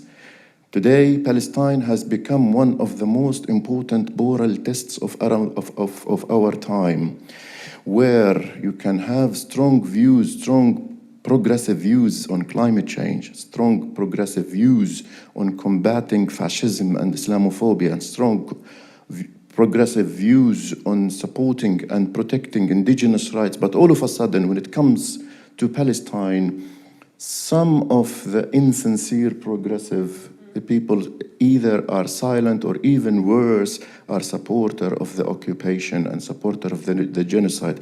And therefore, Palestine has become the moral test of our time, and I urge you all that we here will vote in favor of keeping the Palestinian flag so that we raise up to our own values and our own progressive views, and so that we don't fall into the definition of progressive except Palestine. And in fact, anthropology scholars have invented a term to describe a PEP, progressive except Palestine. It is cited in academic textbooks and it's cited even on Wikipedia page. So I will end by saying, please vote in favor of keeping the Palestinian flag so that we are not a PEP. Thank you. Next, we have Suzanne. Thank you. Good evening, Mayor, councillors, CEO and officers. I'm Suzanne Newton and I'm here as a former councillor who proposed flying the Morning Star flag over the town hall in solidarity with West Papua in 2017, and as a former mayor of Darebin who supported flying the Palestinian flag in 2023. I understand how complex and deeply felt these decisions can be, and I've seen firsthand how acts of solidarity for one community can cause pain for others in our community. Despite that complexity, I stand firmly against the proposed flag policy. Darebin has a proud history of progressive leadership, of standing up against injustice when others would not. That legacy is something I'm deeply proud to be a part of and is one we should protect. This policy risks undermining that legacy. West Papuans were denied a free and fair vote from Indonesia in 1969. When this council supported flying the Morning Star flag each December 1st in solidarity with this injustice, we knew it was controversial. It is not recognised by the Australian government and is considered illegal in Indonesia, an act of treason. Yet for 9 years, Darebin has chosen to stand in solidarity with West Papuans and their ongoing struggle for justice over the last 56 years. That decision reflected courage, leadership and a willingness to act when others would not. The proposed policy would end that. It would also shift important, inherently political decisions away from our elected representatives to the CEO. These are not administrative matters, they're expressions of leadership, values and community voice. They should remain in the hands of those we elected to represent the community. Councillors, leadership is not about what is easy, it's about what is right.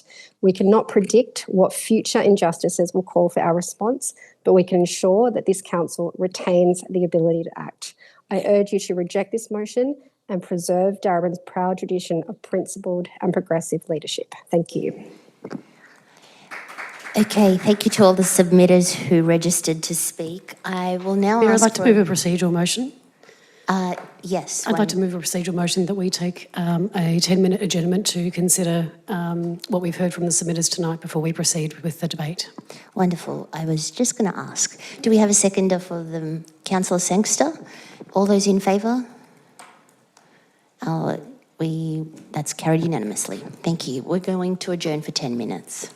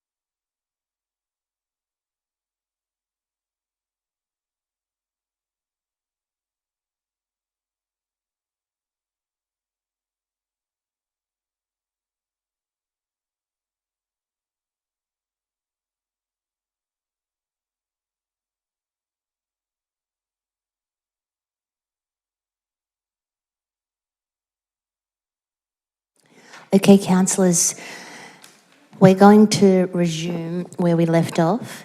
So, councillors, does anyone have any questions of officers regarding this item? If there are no further questions, we will commence the debate. I remind you that once we enter debate, there will be no further questions. Do I have a mover of the motion? Councillor Sangster? Thank you. Through you, Mayor, I'd actually like to move a different motion, which I think can appear on the screen.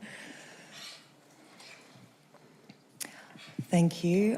I'd also like to add an extra addition to this motion based on the community feedback that we've just received, which is... Sorry, Councillor Sangster, just the international is not a point. Oh, yes, yes, not. The third dot point. It's an AL at the end. Flying community flags request or international flags. Oh, now I haven't got that in front of me.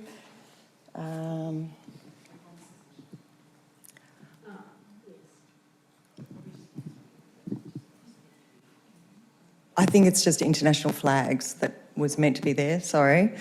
There's so many things in all our heads right now. Is that okay? Yep. So I've got another point, so point 4 that I'd like to... Point 5, after updating the days of observance, which is that we remove all reference of delegation to the CEO in the policy. So if that could be added, I'll just repeat that. Removes all reference of delegation to the CEO in the policy.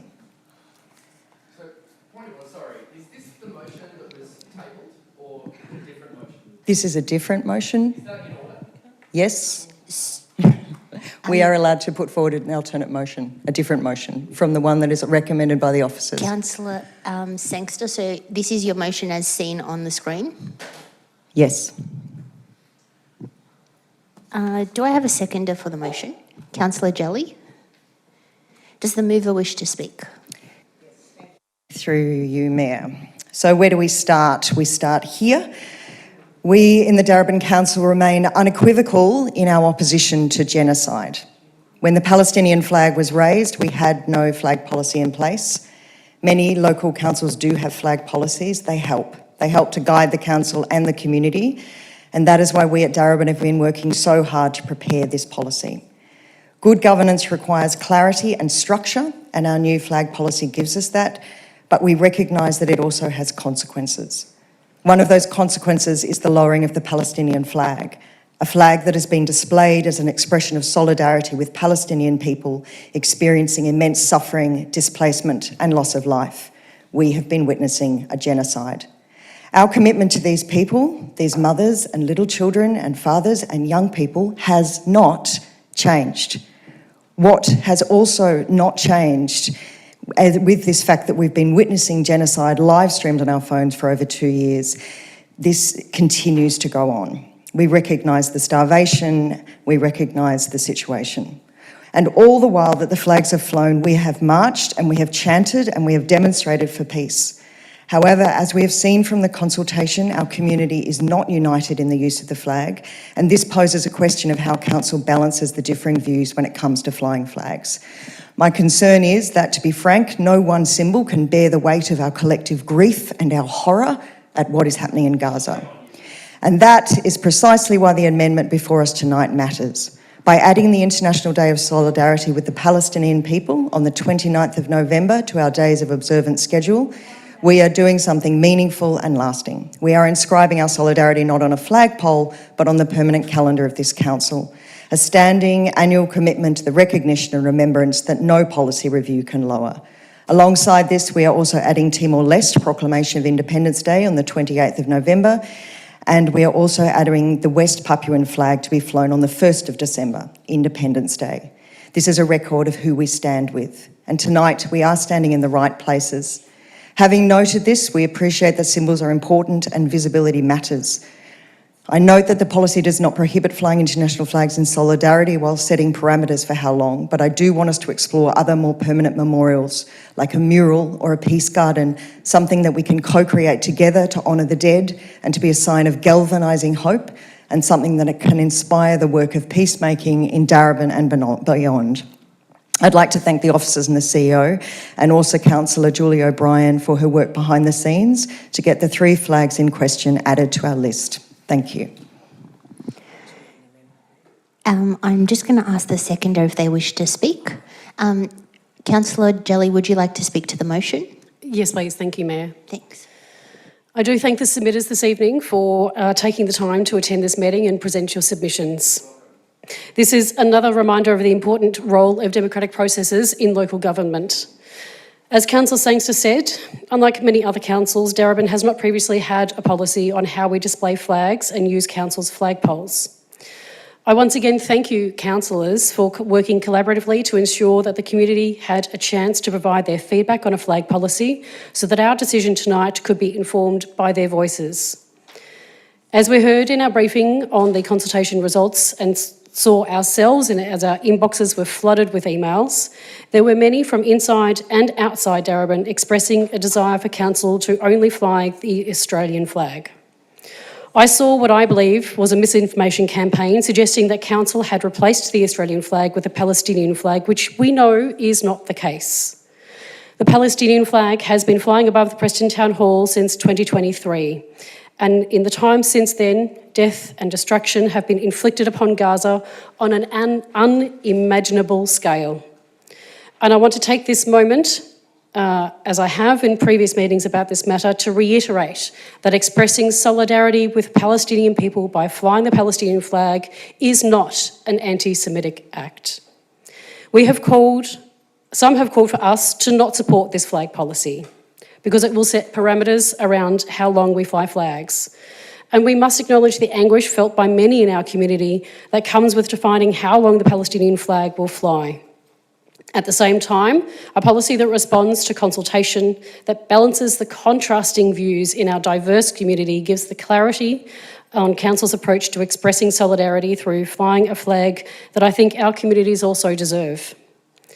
An important part of Council's work is to rebuild trust with our community, and I believe that adopting a clear policy is part of that trust-building work. Yet, the horrors in Palestine persist.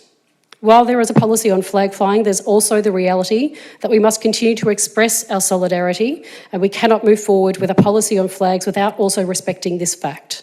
I hope that we can work collaboratively together with each other and our community towards enduring recognition through the budget process. Thank you, and apologies for going over time, Mayor.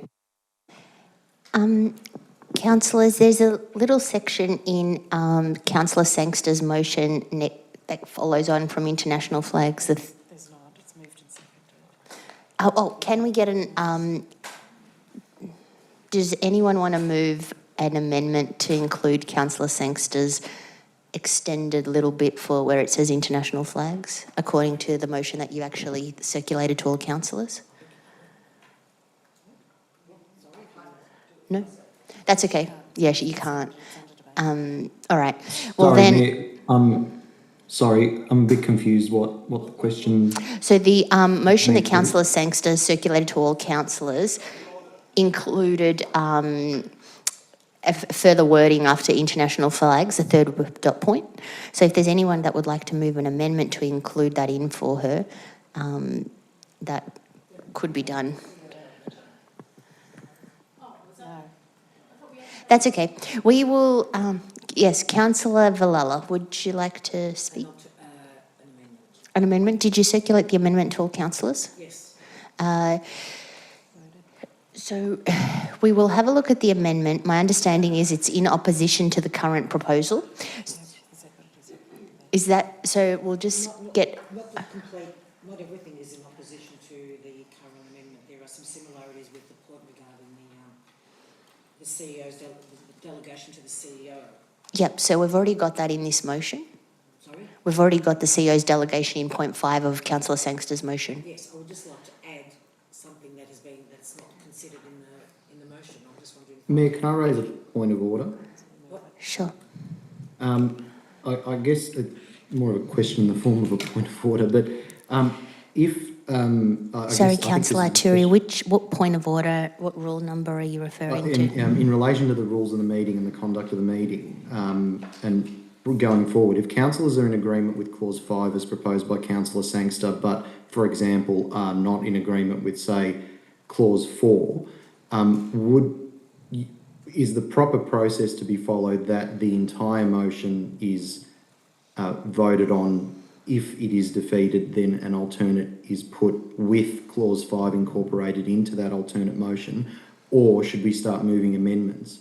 My concern with moving amendments is that they're probably in opposition.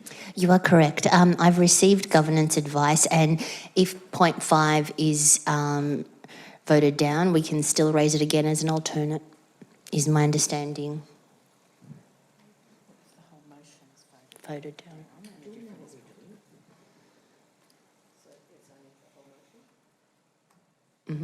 Apologies, only if the whole motion is voted down, isn't it?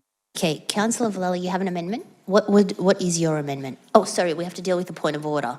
Councillor Turi, I don't think it was a point of order, I think it was a point of clarification. Okay, Councillor Villella, what's your amendment? Okay, thank you. My amendment is, because I need to, thank you. My amendment is, I actually haven't got it here in front of me, just give me a sec. My amendment relates to the, can you bring up my amendment, is that possible? Thank you.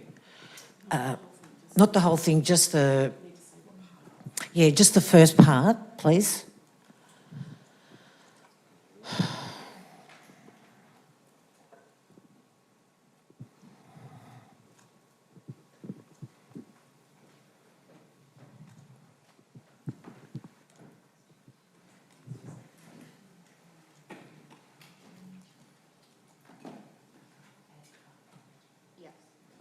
So, Councillor Villella, of this proposed motion, what would you like to add to Councillor Sangster's motion?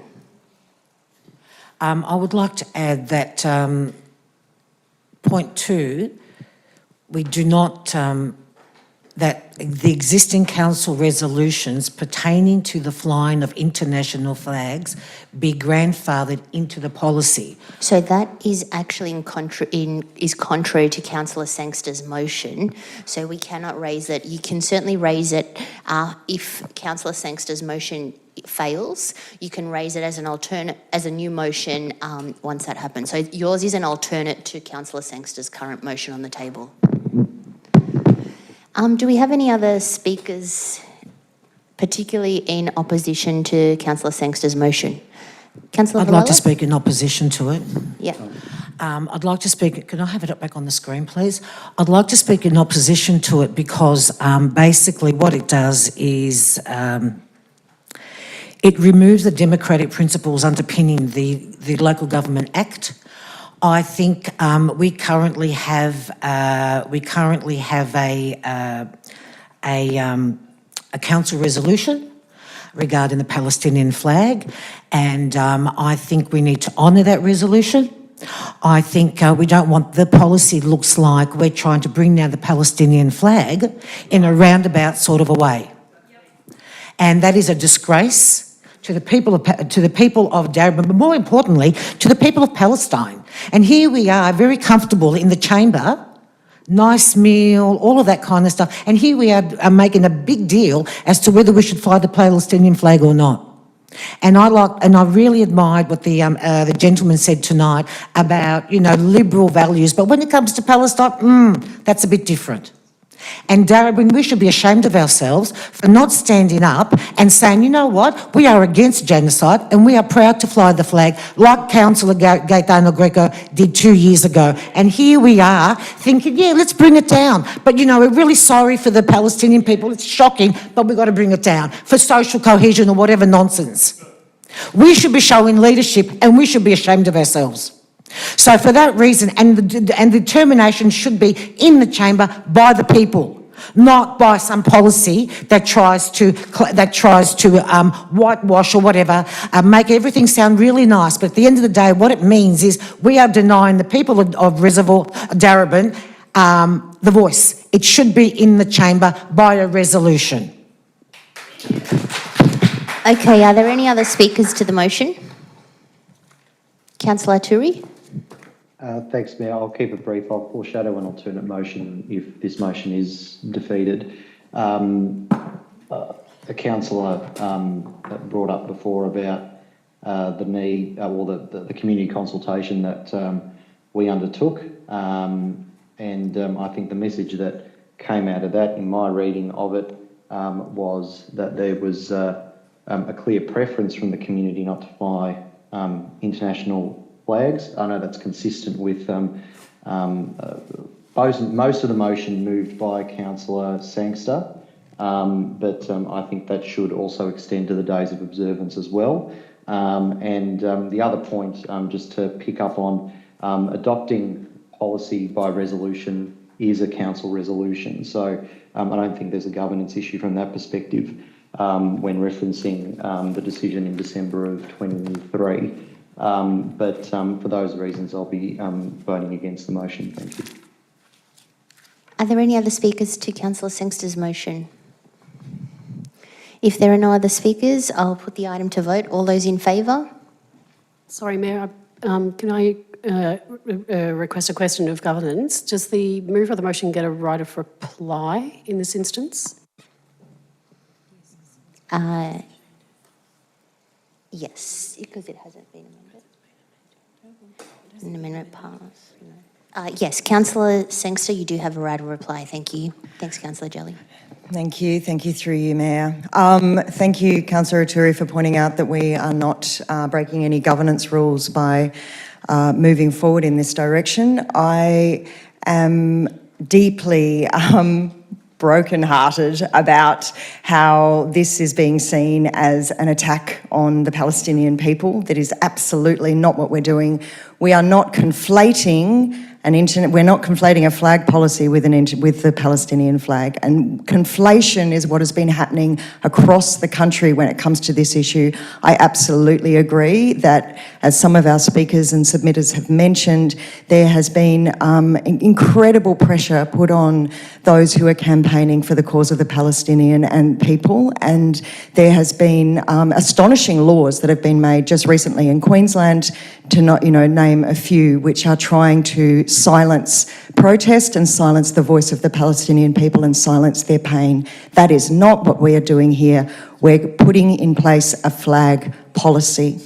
So that is, and it's not a backwards way round, it's simply trying to hold such diverse views, such incredibly diverse views across the community. We have heard one perspective this evening. There's a whole lot of other voices out there that we've also been listening to. Sorry, gallery, I understand you are passionate about the points of view. However, I'd like to ask you to please refrain from interjecting in the meeting, and that's in accordance with Governance Rules 11.410. Thank you. Councillor Sangster, you may continue. Thank you, through you, Mayor. I simply want to name that the flag policy is a simple piece of process that enables us as a community to know where we stand when it comes to policy and process. It's good governance, but I'm also very passionate about continuing to stand in solidarity with the people of Palestine, the people of West Papua, and the people of East Timor, and that's why we would like those flags included. Thank you. Okay, so I'll put the motion to vote. All those in favour of Councillor Sangster's motion. That's Councillor Jelly and Councillor Sangster. All those against?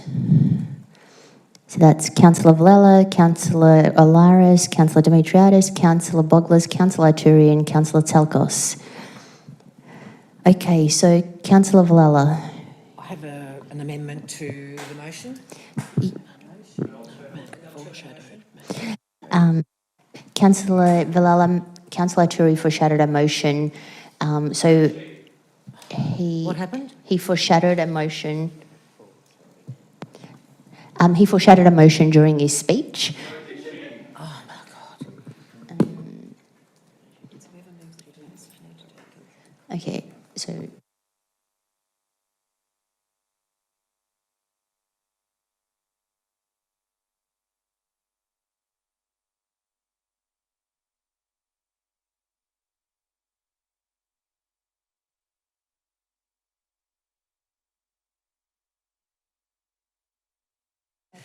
Yep.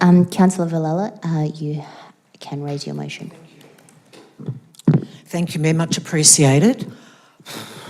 Okay, so basically, if we're going to have a flag Point of policy... order. Sorry, Point of order, Councillor Mayor. Villela. Oh, there needs to be a seconder. Yes. Yep. Do we have a seconder for the motion on the screen? I'm happy to support Councillor Vella's motion to share her amendment.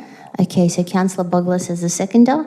Councillor Villela, would you like to speak to the motion? Thank you so much, Mayor, and thank you to Councillor Boglis for seconding, because I think to hear the debate is really important in democratic process. Even if you don't vote for it in the end, I think the people need to hear the debate and hear the different views. I thank the people in the gallery. Look, I think it's pretty simple, actually. The existing council resolution basically should stand. Right, that if there's going to be a change in previous council resolutions, it needs to come back as a resolution. It is just basic good common sense, I think that we need to have, if we want to bring the Palestinian flag down, let's have the debate about that. Let's not intertwine it with the flag policy and murky everything and make it look like we're actually doing the right thing. We're being sneaky about it. So I think we need to have a council resolution. We need to honour the principled stance that council took regarding the flying of the flag, even though our state leaders and federal leaders have let us down appallingly. And council determines that all flags currently flying at nominated sites will come into compliance with the flag policy. So that doesn't change anything. Then if we just, and then also in addition, so that's the most important point. Then there are certain changes to Appendix A. If we can just scroll down, please. There was more to it.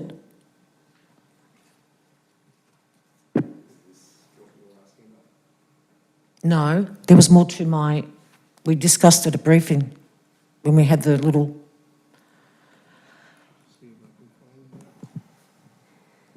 Councillor Villela, I believe we've entered debate, so you'll need a...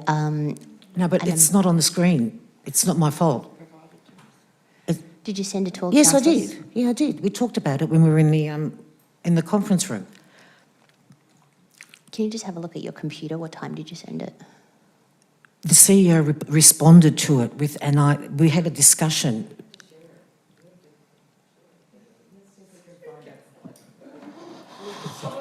Mayor, if I could provide some assistance. Oh my God.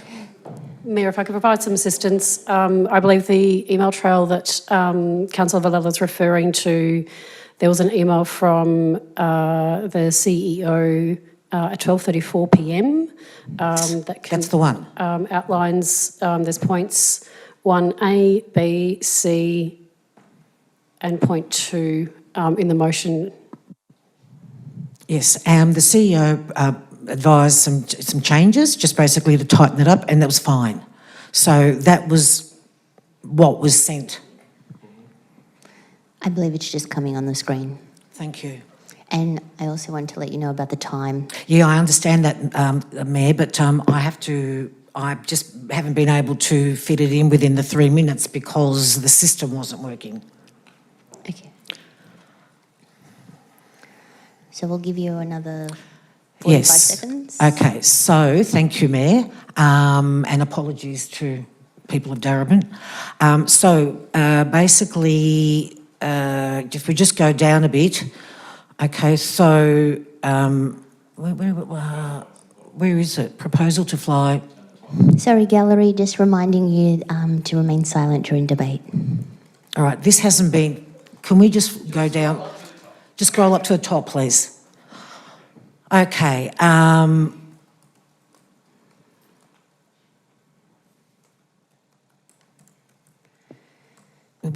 So basically the section relating to scope, is this mine? Is that the motion that you circulated to all councillors at 12:34 p.m? Can we just scroll down a bit, please?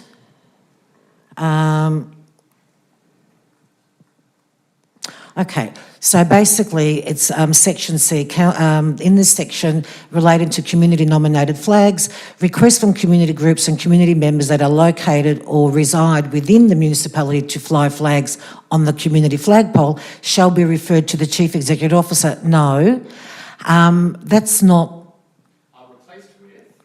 That's not what I think we'll call an adjournment. I just don't can I have a understand. motion for, Councillor Villella, I'll just ask you to sit down. We'll just call a procedural motion for an adjournment for 5 minutes and you can speak to the IT department about your motion. Councillor Sangster, would you like to move that 5-minute adjournment? It's moving a 5-minute adjournment so we Does can anyone get have a Councillor Villalla's motion on screen. Thank you. Councillor Jelly as a seconder. All those in favour? Thank you. We're going to have a 5-minute adjournment.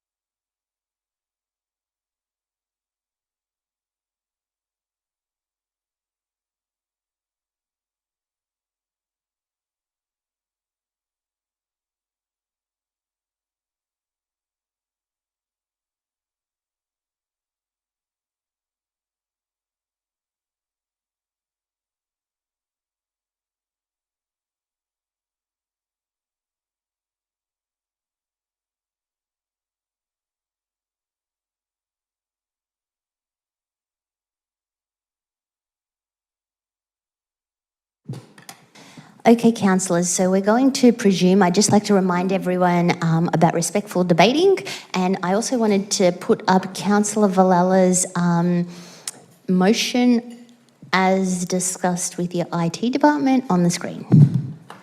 Is that your motion, Councillor Villella? Yes, yes. And I also wanted to clarify with the seconder, are you happy that this is the motion that you've seconded? Yes, thank you, Mayor. Okay, Councillor Vallala, would you Thank like you. to speak to Yes, this thank you, motion? I will. Thank you, Mayor. And I apologise to councillors, the residents in the gallery and also to the CEO because I was just got a bit confused, and now that we've got the red highlighting the changes, that makes it a lot easier. So the beginning, can we just scroll to the top? Basically, the policy does not apply to international flags that are flown through a council resolution determined prior to establishing this policy. And then section B, in this section related to community flag poles at Bandura Homestead, the change that to proposals to fly alternative flags on this flagpole to highlight or recognise special events determined through resolution of council. Alternative flags shall not be flown for more than one day. I think we just should have a community resolution. Look, the alternative flags shall not be flown for more than one day. I'm happy to remove that, and it should be maybe go into the council resolution. But that's the other point. And can we just continue scrolling down, please? And then the request from community groups, this is in relation to the community flags, requests from community groups and community members that are located or reside within the municipality to fly flags shall be referred to council to determine through resolution. Council will publish an application form just to make the process easier on its website to enable applications to be made for consideration of the flags to be flown on community flagpoles. And in considering community requests, council will have regard to previous council resolutions and the strategic. We need a criteria in order to sort of say, yeah, that's fine. It's gone in line with our values. And if we can just continue scrolling down, please, and that. Views, so it's actually, what that does is it brings the community flag situation or issue to council, and council makes a decision. I just think it's really, and at the end of the day, councillors are responsible for the flag policy. So we need to take responsibility with the decisions that we make. And I think to outsource that is really dangerous because we wash our hands of our responsibilities. So I'm happy to make any changes, but the gist of it is to keep the decision making in council hands, and any pre-existing resolutions to come back to council, because I just think that is good governance. Thank you, Councillor Vallala. Sorry for the stuff. Councillor Boglis, as the seconder, would you like to speak to the motion? I'll reserve my right, thank you, Mayor. Are there any other speakers to the motion? Councillor Turi. Thanks, Mayor. I'll just make the point again, as I did in my previous contribution, that a resolution to adopt a policy is a council resolution. So I don't think there's any governance issues there again. I'd also note that on 10 February, a majority of councillors supported a motion that included the clause, considers the matter of the Palestinian flag as part of the flag policy, and on it goes.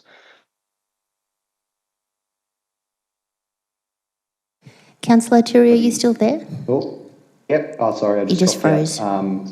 Anyway, the 10 February motion, if councillors wanted to deal with the matter of the Palestinian flag at an earlier date as a standalone matter, that was open to councillors, but council resolved otherwise, and here we find ourselves. And again, so I won't be supporting this motion, but I again foreshadow that I will be moving an alternative in the case that this is defeated. Are there any other speakers to this motion? Councillor Boglis, as the seconder, would you like to speak? You reserved your right.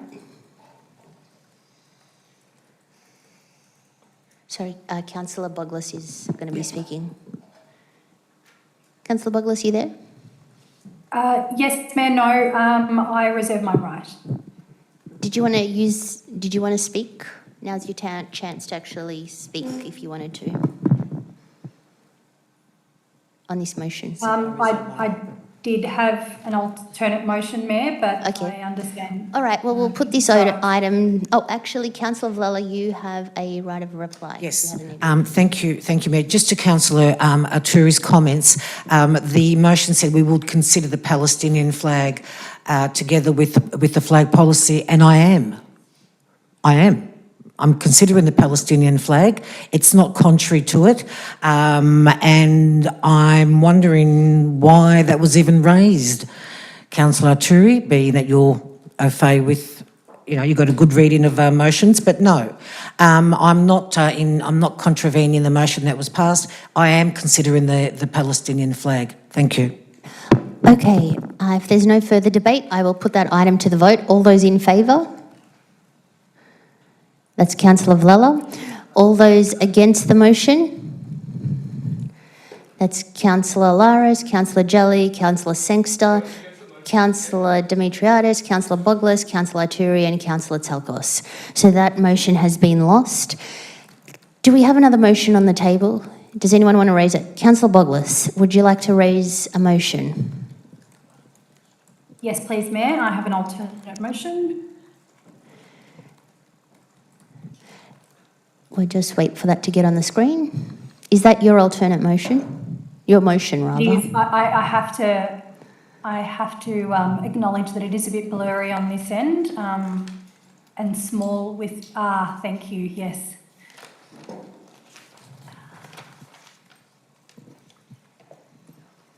Could we scroll down just to point 3, where it's, there is just a tiny addition that was missed in my amendment, which was more than 7 consecutive days in a calendar year. If at all possible, that one word could be added. I think then that makes it quite clear. Can I ask a question, Mayor, if you're letting questions of councillors? Sure. What's the question, Councillor Turi? If Councillor Boglis is finished. Yes, is that your motion, Councillor Boglis? Yes, I believe so. Unless there is 7 days elsewhere, I don't believe so. I think that's the only part. Thank you. Okay, Councillor Turi, you have a question? That there is another 7 days in that clause 6. The question I have is, out of the text in red, I think a lot of it is consistent with the draft policy in the agenda. I guess my question, to the CEO is that a correct reading of it? And if so, are the amendments actually necessary apart from those ones that Councillor Boglis identified just now? Sorry, Governance, can you just scroll from the top so I can answer that question? Thanks.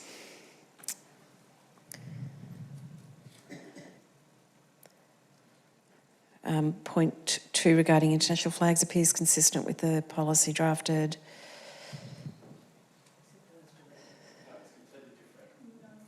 It doesn't include those directed by government. Sorry, you're right. Point 2A is inconsistent, so that's a change.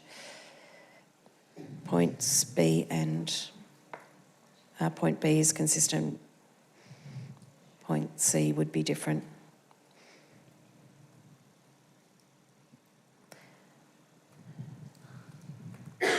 Points 3A and B appear to be consistent with policy. Scroll down, please. C is clearly a change. Point 4, A is consistent, B is a change. 5, A and B is consistent. The prohibition or the 2 items that would mean council wouldn't support it is consistent. And then A is similar but says calendar year instead of 12-month period, but generally consistent. I'm not sure about B without checking the attachment. And C is different. There's enough in there that's different that it's good to capture in a motion is my advice. Okay, do we have... Councillor Can I Laris? ask a question? I know we're sure, in debate, just but quickly. I just want to understand the implications of, surely we have to respond to directives from Commonwealth Government, so we can't really remove that, can we? I believe that is correct. Yes, we do have to respond under legislation from what the Commonwealth requires us to do. So can I ask that Councillor Boglis put that back in. So it's at the very top of the thing, or not? Did you want to? I guess that's an amendment. I guess I'm asking if you want amend to put back in whatever it said. Did you want to raise the it as top? an amendment, Councillor Laris? Well, I guess we said that. I don't know. I'm happy to accept that if that's what we're asking. Okay. Councillor Sangster. I'd like to raise an amendment if that's Councillor Boglis. We haven't got a would be open. seconder yet. Okay, so sorry. Just Yep. wait. So, councillors, if I could offer some words to support Councillor Boglis's motion, as highlighted by Councillor Olaris, there may be some times where it is mandated that council needs to do it by legislation or another level. You could simply add the words at the ends of points 2A and B, comma, unless instructed to, unless required under legislation, full stop. Anything that you are required to do under legislation, your policy can't policy out. So just be clear. Unless required under legislation.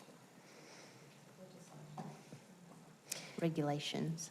You can say legislation or regulation. Legislation will say you have to follow regulation. Yeah. So it doesn't matter. And I think that's also for 2C. Yeah. Councillor Boglis, are you okay with those? Unless required by legislation. Yes, sorry, I was about to sneeze. Yes, I do accept that. Wonderful. Okay, do we have a seconder for the motion as it stands on the screen? Do we have a seconder? Councillor Turi. Okay, Councillor Boglis, would you like to speak to your motion? Yes, please. Thank you, Mayor. I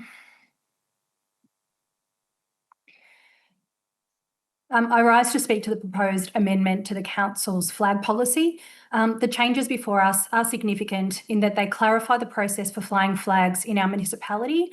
Under this policy, no new international flags will be flown, and any existing flags that were previously approved may remain only until the policy is adopted. Requests for alternative or community nominated flags will be considered solely by council through resolution, and the Chief Executive Officer will not have discretion to approve or decline these requests. This amendment ensures that the flying of flags is transparent, equitable and aligned with our community values.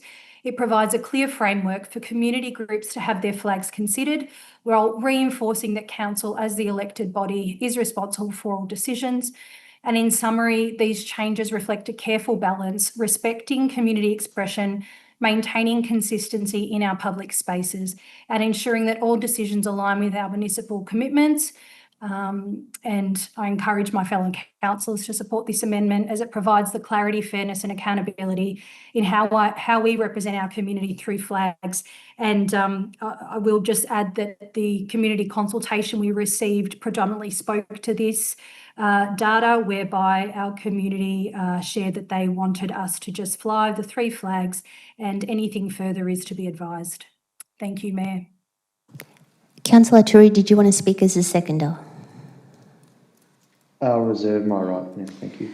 Are there any councillors who wish to speak in opposition to this motion? Councillor Jelly. Thank you, Mayor, and thank you, councillors, for persisting with this messy thing that we call democracy.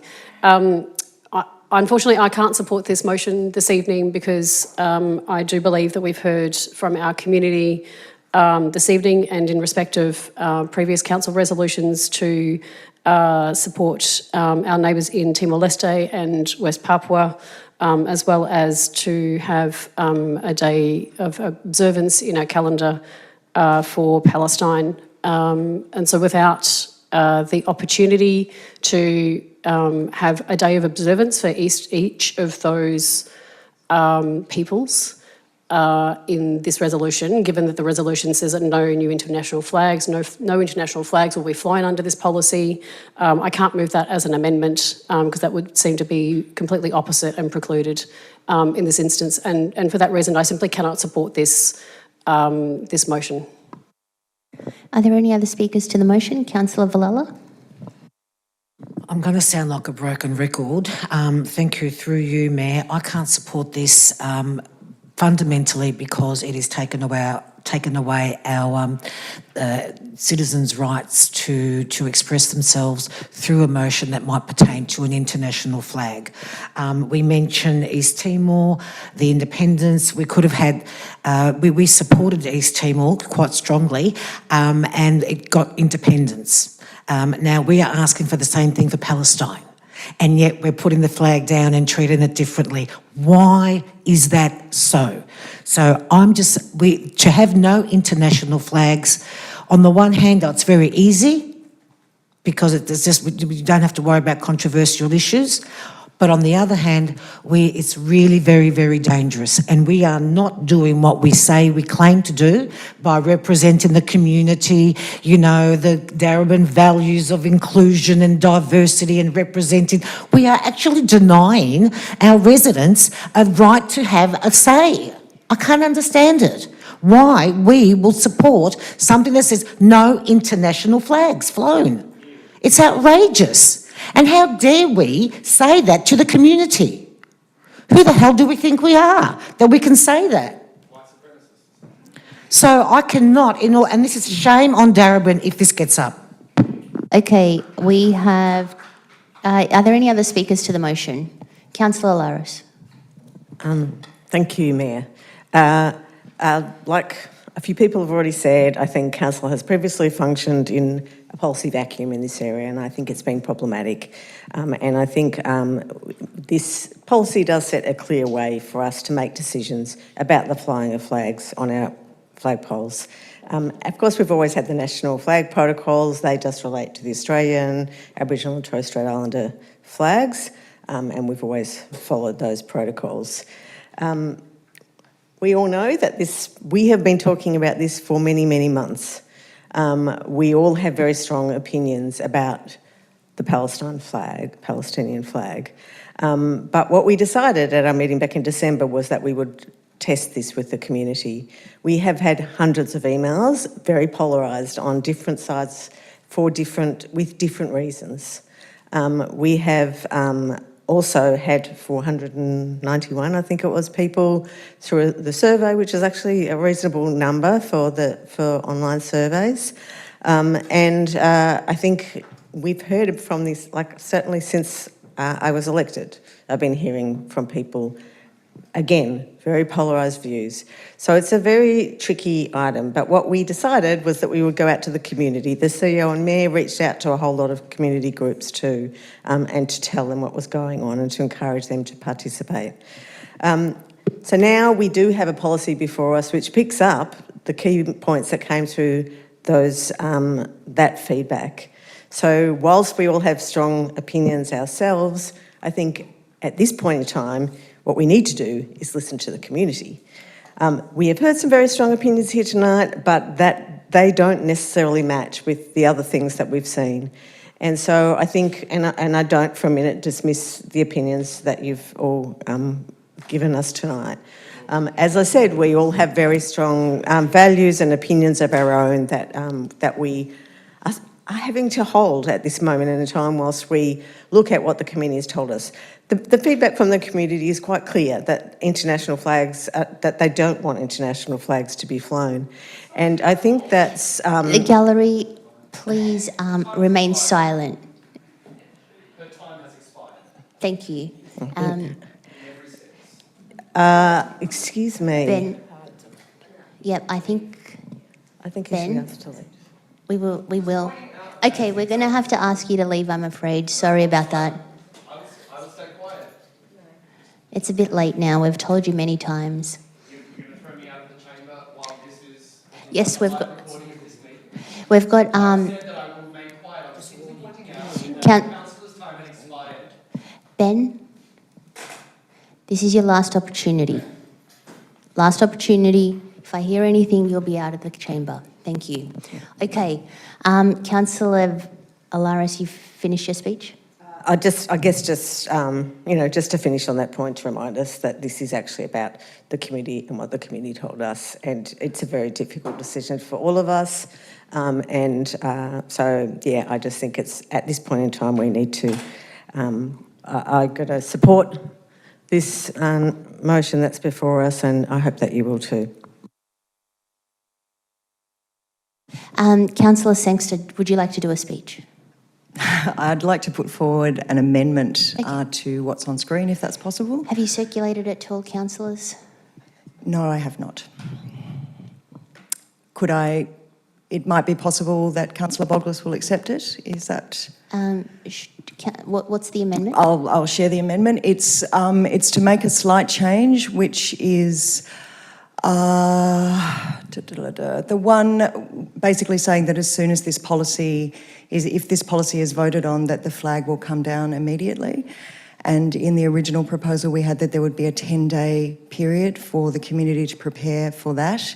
And I have a nom to speak to that, and I'm asking for the 10-day grace period to be given so that we are showing showing our solidarity and listening to the community, which for whom this will be a deeply distressing moment. Councillor Boglis, would you like to accept an amendment to that effect? Yes, absolutely, Councillor Sangster. I agree with that, and thank you for raising that, and I'm sorry that wasn't captured. Thank you, Councillor Boglis. Councillor Turi, do you agree with an amendment to that effect? I might just see the wording first, but if that's the intent, could you circulate something really quick? But I might just reserve for a sec. We're just waiting on IT to put it up on the screen. Sorry, I made an assumption that was the wording, so I'll wait also, please.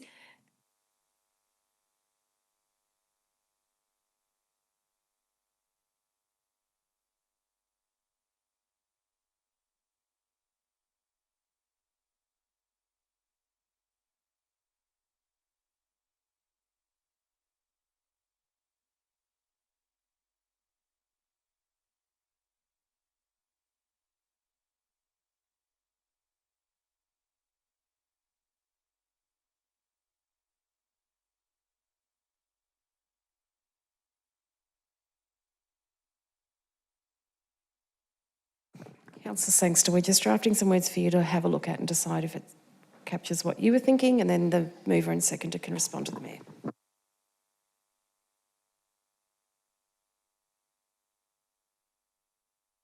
Thank you, that's what I had intended.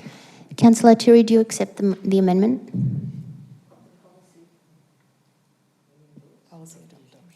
Sorry, it's very small. I'm just trying to read it. Probably Councillor Boglis might have the same issue.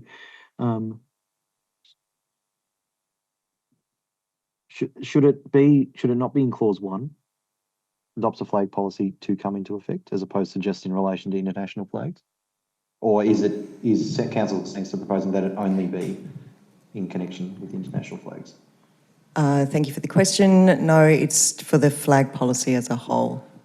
Okay. So point 1. Councillor Turi, are you okay with that amendment? Yes, I am. Okay, so that amendment has been accepted. Are there any other speakers to this motion? Yes? Yeah,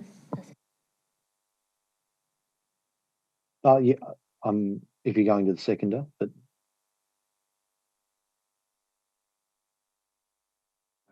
I think the question of accepting the amendment might need to be put to Councillor Boglis as well, because she was waiting for the words. So the CEO's just made a good point. Point 1 needs to say with the following amendment. So the flag policy has to be adopted with the following amendment starting from 2 downwards. Not just as attached. Yep, okay. I accept that. Mm-hmm. Do we have any other speakers? Councillor Turi, as the seconder, you reserved your right. Would you like to speak to the motion? Yeah, very briefly. Thank you, Mayor, and thank you, Councillor Boglis, for putting this up. I should say that the alternate motion that I foreshadowed a couple of times was almost identical to this. So I'm happy to support it and second the motion. A couple of things I just wanted to point out, and other councillors have also pointed out, on the matter of international flags, it is very consistent with what the community has told us. I think that it's prudent of us to incorporate that into this policy. I know some might not agree, but my reading of the results is quite clear. There is an allowance, of course, for community-nominated flags, and I agree with the amendment to Appendix A as put, that I think we as councillors can make that decision, and that's obviously been expressed to us tonight throughout questions and submissions and so forth. I think it is an important policy. Some people have said we don't need it. It's not the core business of council, et cetera, et cetera. But I think that we've seen what can happen if we don't have such a policy. So I think it's important that we have a governance framework for the flying of flags. I think this reflects the views of the community as presented to us through that consultation process. So I commend the motion to the chamber. And Councillor Boglis, as the mover, you have a right of reply. Would you like to speak? No, I Okay. don't need to hear me. Thanks. So we'll put the item to vote. All those in favour? So that's Councillor Laris, Councillor Dimitriadis, Councillor Tselkos, Councillor Arturi, Councillor Boglis. All those against? Councillor Villela, Councillor Sangster, Councillor Jelly. That motion is carried.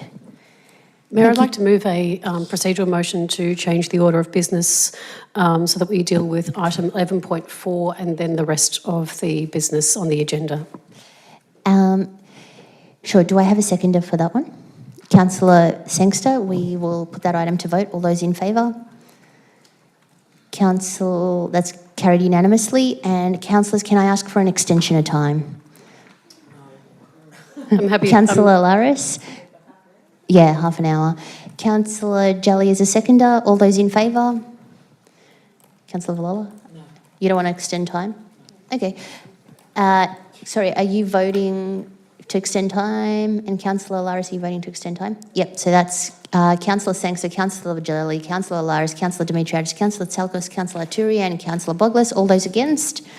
Councillor Villela, that motion is carried. We will extend time for 30 minutes.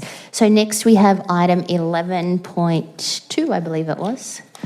Which is 11.4, 11.4, which is the notice of motion. Councillor Sangster, would you like to speak to your motion? Is that the motion on the screen? Yes, thank you, through you, Mayor. That's the motion. So, Mayors, councillors and members of our community, as we are well aware this evening, symbols matter and how we treat symbols also matters. The Palestinian flag flies at Darebin Council as a statement of solidarity with My apologies, Councillor Sangster. I need a seconder for your motion. Councillor Jelly, thank you. You may continue. As a statement of solidarity with the people enduring genocide. For thousands of residents in our community, that flag is not a political provocation. It's a declaration of their humanity and it's a reminder that they are seen. So when policy or official guidance requires that a flag to be lowered or removed, we face a critical choice. We can act quietly and quickly and without ceremony, or we can act with the integrity and transparency that the people of Darebin deserve. So I'm calling tonight on the council to choose integrity. What I'm proposing is not complicated. I'm asking that when this flag must come down due to policy, it comes down respectfully, and that a brief, dignified ceremony acknowledges its significance, that the community is included and that councillors are genuinely consulted in how this process is designed. Because, of course, this is about more than one flag. This is about what kind of council we are. Darebin has built its reputation on being a place where every resident, regardless of background, belief or heritage, feels that their voice carries weight. A respectful ceremony costs us nothing except a few minutes and a measure of compassion, but what it gives back is immeasurable. It says to our community, we heard you, we honour what this means to you, and even in compliance with policy, we will not forget your humanity. Dialogue and peaceful expression are not just phrases that we put in our strategies, they are practices, and this is a moment to practice them. So I urge Council to adopt this approach, developed with councillors, grounded in our values, and delivered with the dignity that our community expects of us. Thank you. Thank you. Councillor Jelly, as a seconder, would you like to speak? Yes, thank you, Mayor. I want to begin by acknowledging the deep emotions of our community that are felt around the matter of the Palestinian flag. And now that we are in the time now where we will no longer be indefinitely flying the Palestinian flag, it is right for us to make space and take time in a respectful way to stand with our community who have asked us very passionately to keep flying the flag, that we stand alongside with them in a ceremony that allows us to bring an end to the indefinite flying of the Palestinian flag in a way that invites peace and reflection. I also want to reiterate, as I did earlier this evening, as I have done before, as we've spoken on this matter, that flying the Palestinian flag is not an act of anti-Semitism. The flag has flown since 2023 for over, I can't do maths, I won't go there. And yet so much has changed since then, and yet so much has not changed, especially and unacceptably in Palestine, in Gaza.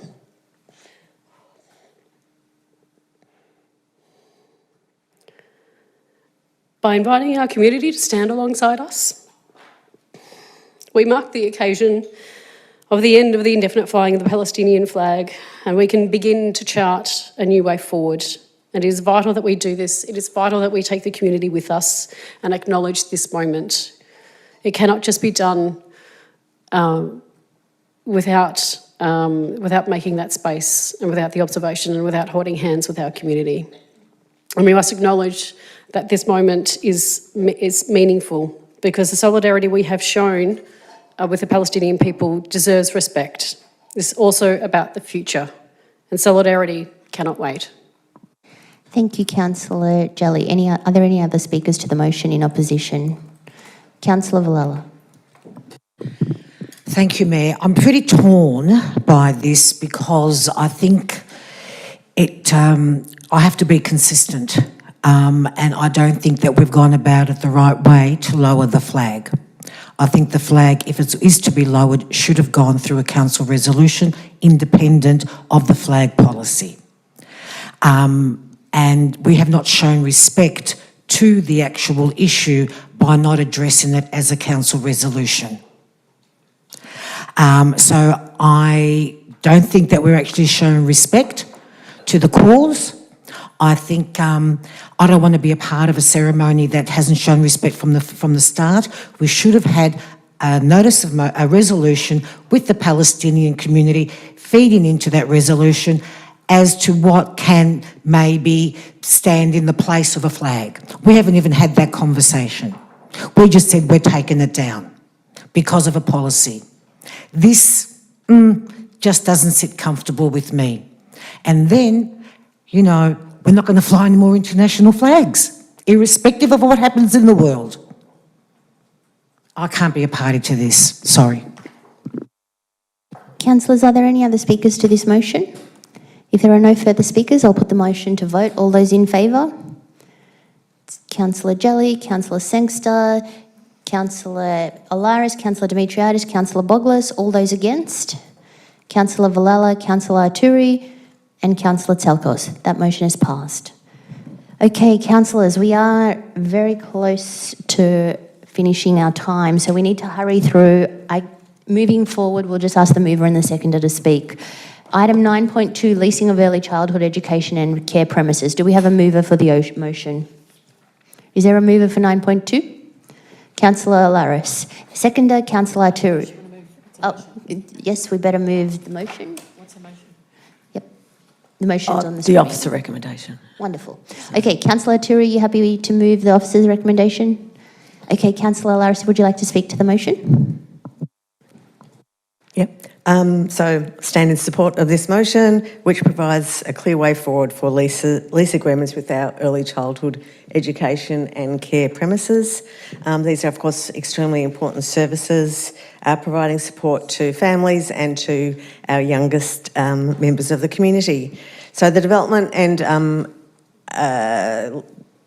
agreement of leases for these facilities have been a long time coming.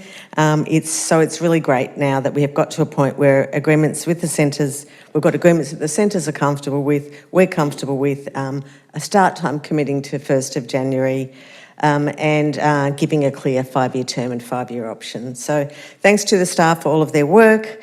And to the early childhood providers who have been patient and willing to work with council to get a good position that everyone is comfortable with. So I commend this motion to you all. Thank you. Thank you, Councillor Laris. Councillor Turi, would you like to speak as a seconder? I'll reserve my right, thank you. Given that we're not having any other speakers for this motion, would you like to use your reservation? Okay, we'll put the item to the vote. All those in favour? That's carried unanimously. Thank you, councillors. Moving on to 9.3, proposed council 9.4, sorry. Draft Cultural Diversity and Inclusion Plan for Adoption. Councillor Jelly. I'd like to move the officer's recommendation, please, Mayor. Is there a seconder? Councillor Sangster. Councillor Jelly, would you like to speak to the motion? Yes, I will actually be quite brief. Thank you, Mayor. In supporting this motion this evening, I wish to thank the officers for their diligent work to conduct in-depth engagement with our multicultural community over several months last year. That work has paid off in this comprehensive action plan, and I believe it should give us all confidence that the plan has been comprehensively informed by the lived experience of our diverse community. Having the plan grounded in the perspective of the Wurundjeri Woiwurrung peoples anchors our community's diversity in the rich Aboriginal history of these lands and also demonstrates what it means to embed Wurundjeri Woiwurrung knowledge and traditions in Council's work. The goals of building inclusivity in Council as an organisation through our services and places and spaces and also in our community are the right goals for us to set to address the challenges that people from diverse backgrounds face in our community. And the report goes into detail about the sentiment and the lived experience of those people. I think it actually presents a really enduring document that should be humbling for all of us in understanding what it's like to walk in somebody else's shoes. I commend the motion to you all. Councillor Sangster, would you like to speak to the motion? Reserve my right. Thank you, Mayor. Given we're not having any other speakers, would you like to speak? No, that's fine. Okay, we'll put the item to vote. All those in favour? That's carried unanimously. Okay, moving on to 9.5, draft LGBTIQA plus action plan for adoption. Councillor Laris, would you like to move a motion? Which motion are you moving? Officer's recommendation? Wonderful. Do we have a seconder? Councillor Salkos. Okay, Councillor Laris, would you like to speak? Yep, I stand also in support of this motion. It's a very important plan for the LGBTIQ plus community, of which I am a member. It's a plan that's been also a long time coming, and I've had members of the community asking me about it, so it's great that we are now in a position to hopefully endorse this today. In Darebin, we are fortunate that approximately 17.5% of Darebin residents identify as being part of the LGBTIQ plus community and therefore make up a really significant proportion of our broader community. And while we like to celebrate our diversity here in Darebin, research consistently shows that LGBTIQ plus people experience higher rates of discrimination, harassment, unfair treatment and mental health challenges. This plan has been built with significant input from the community, including, of course, from our LGBTIQ plus advisory committee. It aims to build equity and inclusion within Darebin as an organisation and, of course, within the community. It also aims to recognise and celebrate the contributions of the LGBTI communities and promote the rights, safety and well-being of community members. So it recognises the compacting discrimination for LGBTI community members who have other intersecting identities like being older or having a disability or coming from a migrant background. I commend the motion to the chamber. Thank you. Councillor Tsalkos, would you like to speak as a seconder? I'll reserve my right. Given we're not having any speeches, would you like to speak? Okay, we'll put the motion to vote. All those in favour? And that's carried unanimously. Moving on to Community Grants Program Review 9.6. Do we have a mover? Councillor Laris? So I have an alternate, a motion that I put. Is that your motion on the screen? Yep. Yep. Yep. Do we have a seconder for this motion? Councillor Tsalkos? Councillor Laris, would you like to speak to the motion? Yes, okay. I'm just checking, double checking, because it looks slightly different. Anyway, it's not.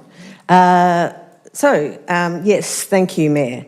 I know that we all recognise the huge importance of the Community Grants Program in achieving the strategic directions of Council, and in supporting community groups and organisations to deliver programs and outcomes that it would be difficult for Council to do itself. The motion I have put forward alters the officer recommendation in a few ways.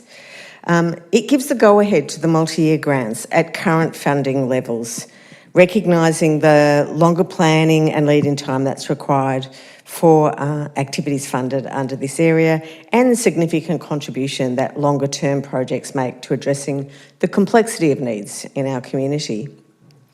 It also aims to clarify the proposed new approach of having the multi-year grants open for application every year, rather than just once every 3 years, so as to allow new projects to be, people to apply for grants for new projects which might meet a which might respond to an emerging need that needs funding. So in this area, the report split that into essentially split it into three groups. What I'm suggesting is that we wait the first year, just recognising that this is a transition from how we were doing this previously. So I think that just putting a bit more into that first year will help. So furthermore, the motion requests that the remainder of the grants program comes back to Council in May to enable further thought excuse me, about models for implementing these grants, clearer alignment with our strategic directions in our council plan, and additional time for councillors to consider the funding allocation to grants as part of the development of our budget for the next 4 years. So, councillors, I hope that you will support this recommendation. Thank you. Thank you, Councillor Laris. Councillor Tsalkos, would you like to speak to the motion? Thanks, Mayor. I'll just keep it brief and say I will be supporting this, and I think Councillor Laris has done a great job in ensuring that our multi-year grants can continue to fund those that need it, and while we come back to the remainder of the grants. So I will be supporting this. Thank you. Okay, so we'll put the motion to vote. All those in favour? That's carried unanimously. Next, we have the Australian Cricket Infrastructure Fund grant application. Do we have a mover for the motion? Councillor Turi, do we have a seconder? Councillor Laris. Councillor Turi, would you like to speak to the motion? Very briefly, it's quite straightforward. It recommends a grant application for an upgrade to a cricket pitch and reservoir at CT Barling Reserve. I want to thank officers for proactively looking for opportunities to partner with other levels of government, not only to deliver projects that our community needs, but also in turn to ease the financial burden of these important projects on council's finances. So I think that's a really good thing that we're seeing, and it's really pleasing to see that trend. I look forward to the application being successful, and ultimately the project being delivered for local cricketers and their clubs. Thanks, Mayor. Thank you, Councillor Turi. Councillor Laris, would you like to speak to the motion? No, it's fine. Okay, Thank you. I'll put the item to vote. All those in favour? And that's carried unanimously.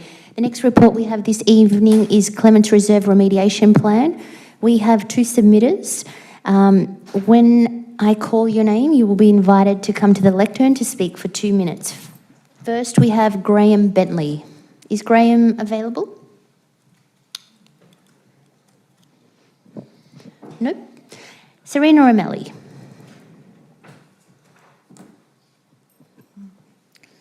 Thank you, Mayor and councillors. I've read the agenda item for Clements Reserve and I'm genuinely shocked. The resolution asks Council to walk away from a commitment that it has held since 2018 to acquire this land.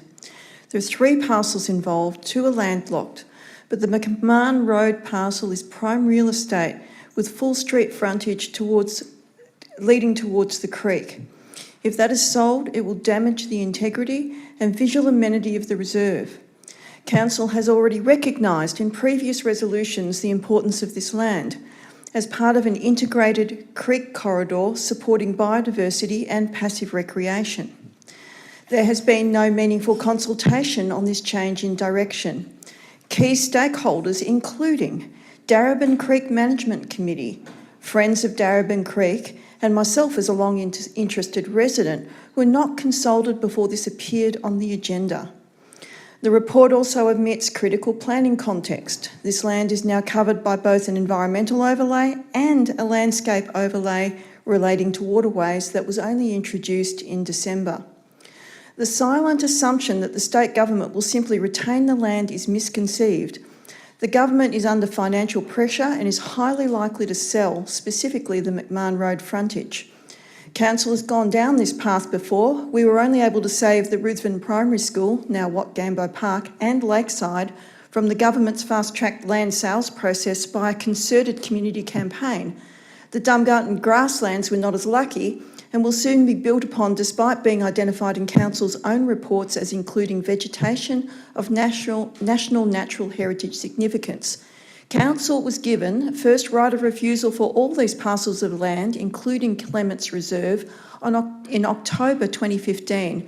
More than a decade later, it is still recklessly playing chicken with the state government over community assets.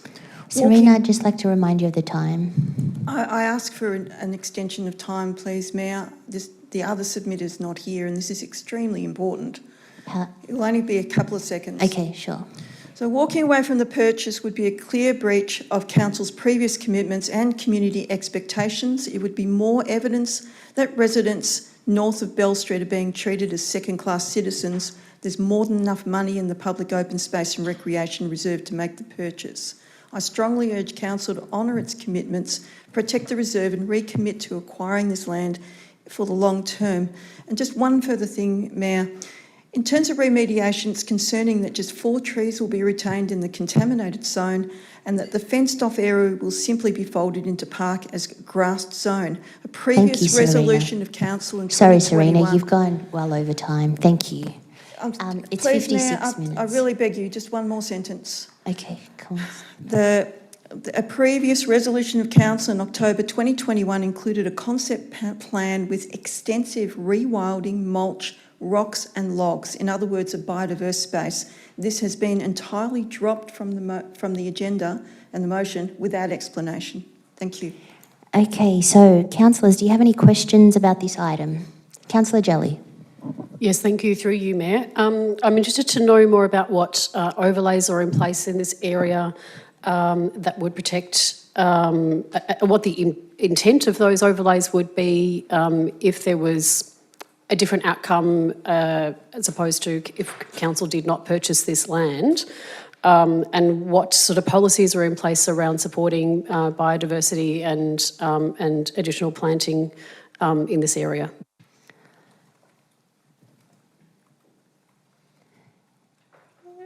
Rachel? Mayor, I think we've answered that question before the meeting. Is that, I guess I'm seeking guidance as to whether I should...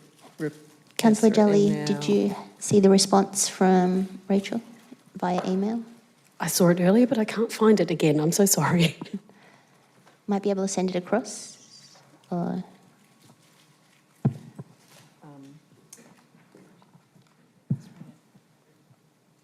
just read the response. Yep, we will.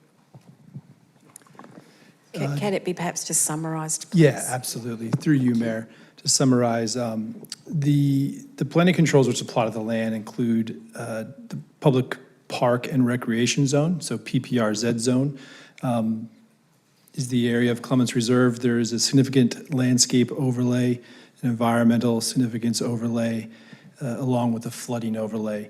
The zoning is for for the use as it currently is, which is appropriate, joining with the environment and recreational area of significance. And in addition, those overlays would constitute decision-making if there was requests for redeveloping or changes to how that land is currently being used. Thank you, Michael. Are there any other questions? Councillor Villela. Through you, Mayor, just a question. Have we formally requested that the parcel of land be gifted to council? Has that from the state government? Have we made that formal request in the past? Certainly in the past, I believe we did before council made a decision to purchase. Yeah. Are there any other questions? Sorry, can I just sort of clarification before we made a decision to purchase? Is this the previous council? Sorry. Yep. Yes. Okay. So council's had a long-standing position to retain it as parkland, and it has asked the state to gift it to it in the past, but it was a long time ago. Yeah. Thank you. Okay, councillors, do we have a motion? Councillor Turi. Sorry, I've just got a follow-on question very briefly. Sorry. I'm presuming that the answer to the question about gifting from the state government was no, and that's why we proceeded to try and purchase the land. That's correct. Yep. In the previous term. Okay, do we have a mover of a motion? Do we have a mover? Councillor Turi? I would like to move the motion that was circulated today. Or yesterday, I can't remember. Is that the motion on the screen? Yes. Do we have a seconder? Do we have a seconder for the motion? Councillor Tsalkos. Okay, Councillor Turi, would you like to speak to the motion? Thanks, Mel. I'll try and keep it brief. Basically, we've got two decisions to make tonight, and I think they've been hanging around for a long time for various reasons, one on acquisition and one on contamination. First, in relation to contamination, the two options presented in the paper, I think are described quite well. I think option one fully removes the contaminated land and disposes it offsite is, I think, slightly more expensive still within the budget that we've allocated in this year's, in the current budget, but it has reduced ongoing maintenance and monitoring costs for ratepayers. So my view would be that is, of the two options presented to council, the preferred, or should be the preferred one. In relation to acquisition, of course, I think we all are of the strong view that Clements Reserve should remain public open space and parkland, etc. And in conversations with state colleagues, I've expressed that view as well. But I don't know whether acquisition is necessarily the answer to the conundrum that we have before us. I think in this case, we do have to be prudent about how we spend ratepayers' money.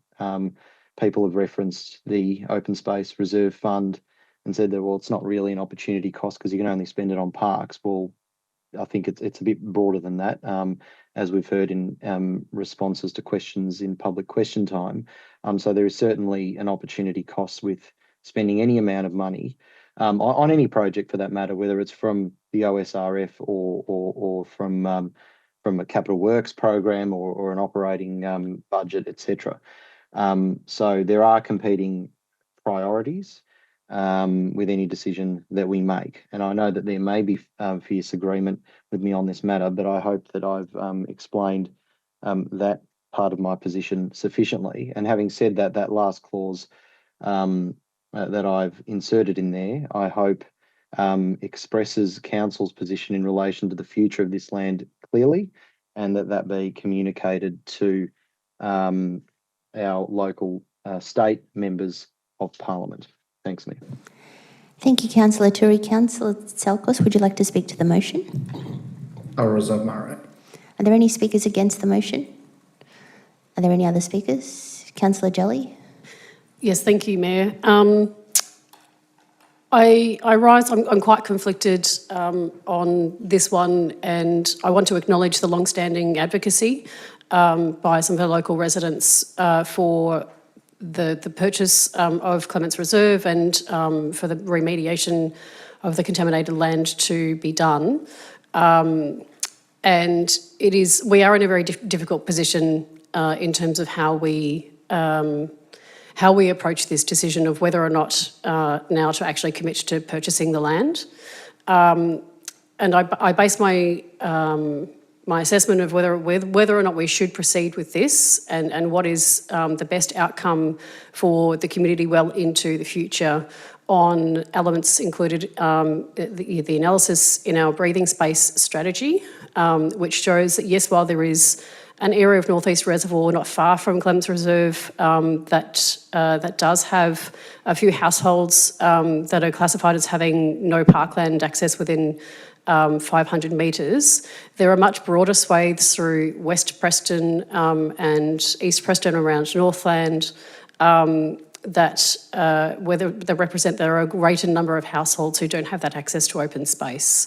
And so reluctantly, I feel that we would be better placed to address those needs before these needs. And in coming to that conclusion, I think I have confidence, having heard from the officers about what overlays are in place and what the protections are for this land, that I feel that council would have other means by which to object to or try and prevent any future inappropriate development in this area. So I feel like I'm walking a tightrope, but I think that is, on balance, the best decision for the whole community into the future. Thank you, Councillor Jolly. Councillor Valala. Thank you. Through you, Mayor. We did go through this very similar process when we campaigned to acquire the former Ruthven Primary School site. It was a fantastic campaign, but we lost it. We lost because the state government still made the ratepayers of Darebin pay for that land. And the reason why I support this is because in the first instance, we have to fight hard to keep it in open public space. Residents of Darebin should not have to pay for open space that currently is open space in the community. We shouldn't have to pay for that. It should just remain open space. And the state government should either gift it to council, which means gift it to the people of Darebin rather, and just continue as it is. But for some reason, the state government wants the people of Darebin to pay for land that is in public hands anyway. And that is wrong. And that is the position that I took 12 years ago, whenever it was, in regards to the former Ruthven Primary site. We lost that, but the community knew, because we campaigned, they knew they know that the state government asked them to pay again for something that was already in public hands. And that's disgusting.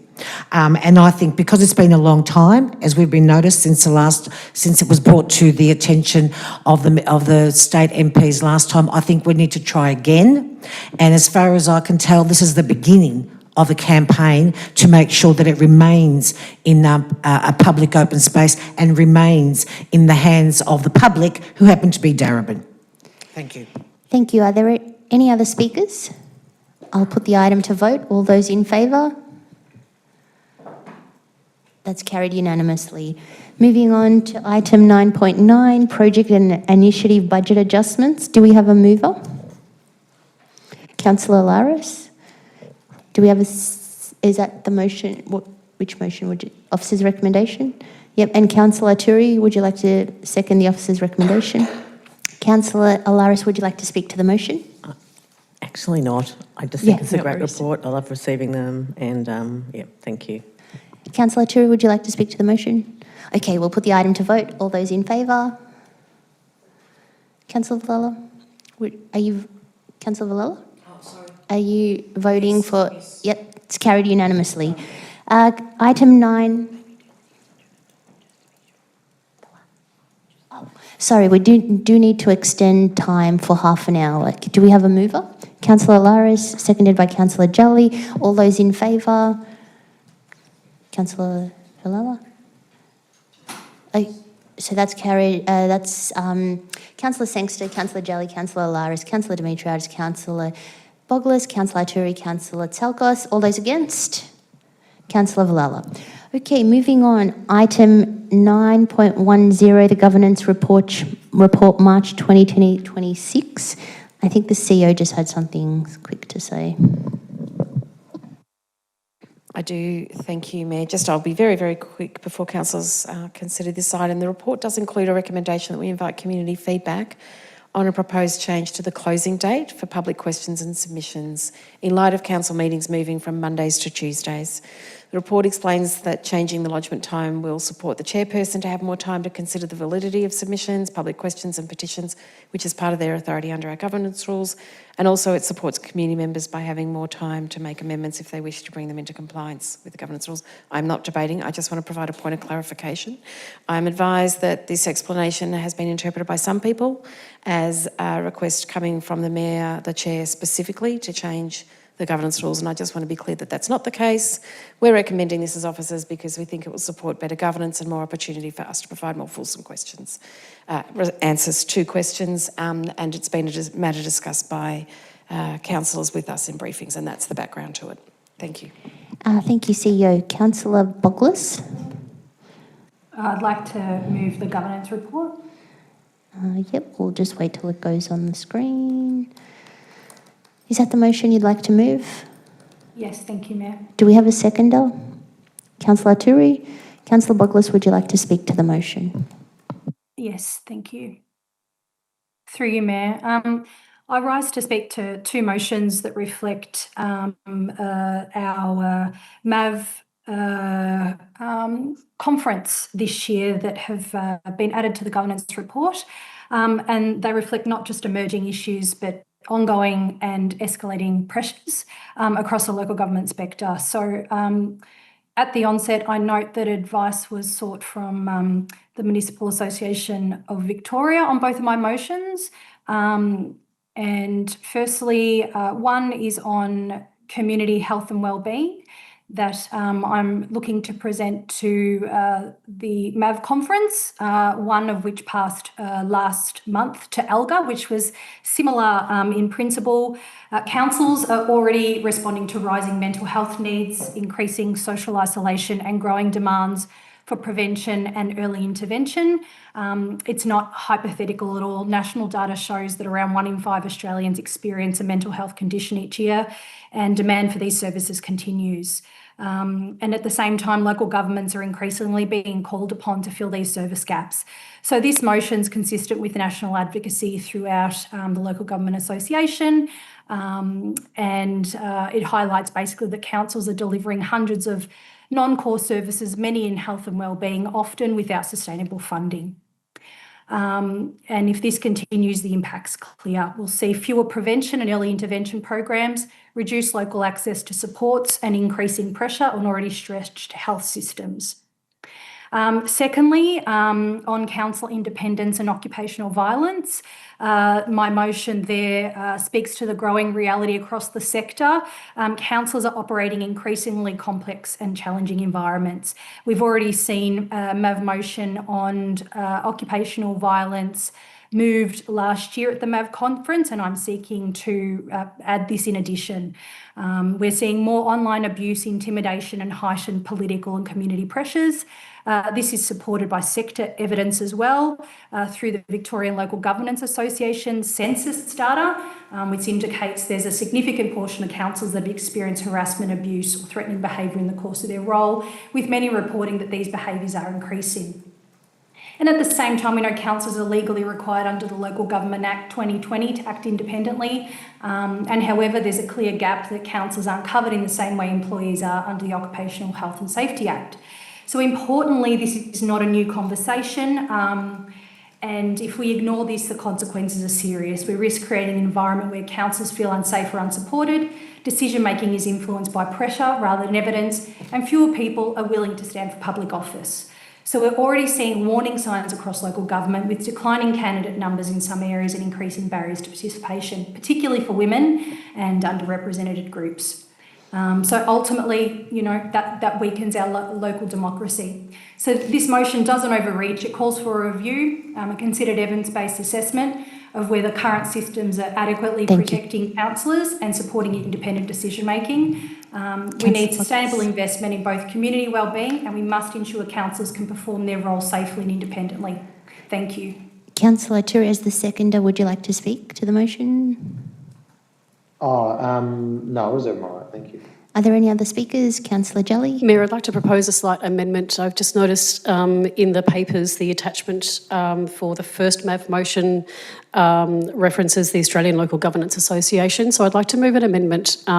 If governors could scroll down to the point that references, endorses the motions outlined. So at point 11, if we could insert at the end there, you know, with the following amendment to replace the words Australian Local Governance Association with Municipal Association of Victoria. Thank you, Councillor Jelly. I do know that was amended earlier though. Must have been missed. Thank you. Councillor Turi, do you accept that amendment? Yes, Mayor. Are there any other speakers to the motion? Councillor Turi, would you like to speak to the motion as the seconder? Okay, I'll put the item to vote. All those in favour? So that's carried unanimously. Can we just pause before we declare that carried, just to ensure that we've got the words on screen for the accuracy of the record? I'm happy if we just put Alka with Mav for this. Yep. For now. Yep, thank you, Mayor. No worries. Okay, so we're moving on to items to be tabled.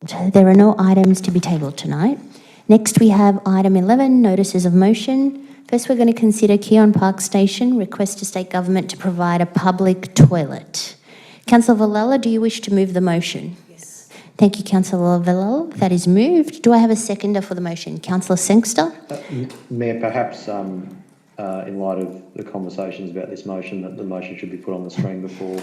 Yes, that is correct. Thank you, Councillor. Yes, this is... Your microphone, Councillor Villella. Sorry? Microphone. Oh, microphone, yes, of course. Thank you, Mayor. It's been a while since I've had a coffee, so I apologise. Look, it's kind of tragic. It's kind of tragic that we have to have a notice of motion asking the CEO to write a letter to our state member requesting that they provide a toilet, a public toilet at a train station.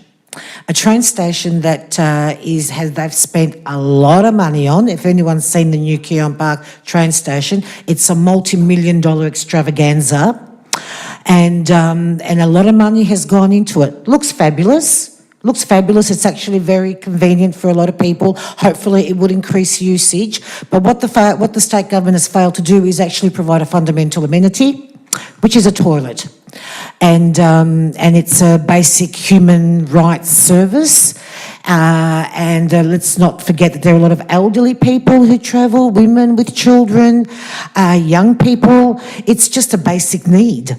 And what's been happening as a consequence is that people being desperate to go to the toilet are harassing the shopkeepers along Johnson Street and making it very, very difficult and somewhat quite unsafe. Anyway, and then the residents got together and put forward a petition, which I proudly tabled at council, but it was asked for council to provide a public toilet. Well, the train station is actually state government property. And so therefore state government has the responsibility. Hence, the notice of motion that actually reminds people that councils, June 22, endorsed design councils for the multi-million-dollar Keon Park level crossing project. which included a public toilet facility, but the state government didn't approve it, ignored it. Not important, maybe don't have the money. I don't know what the excuse is.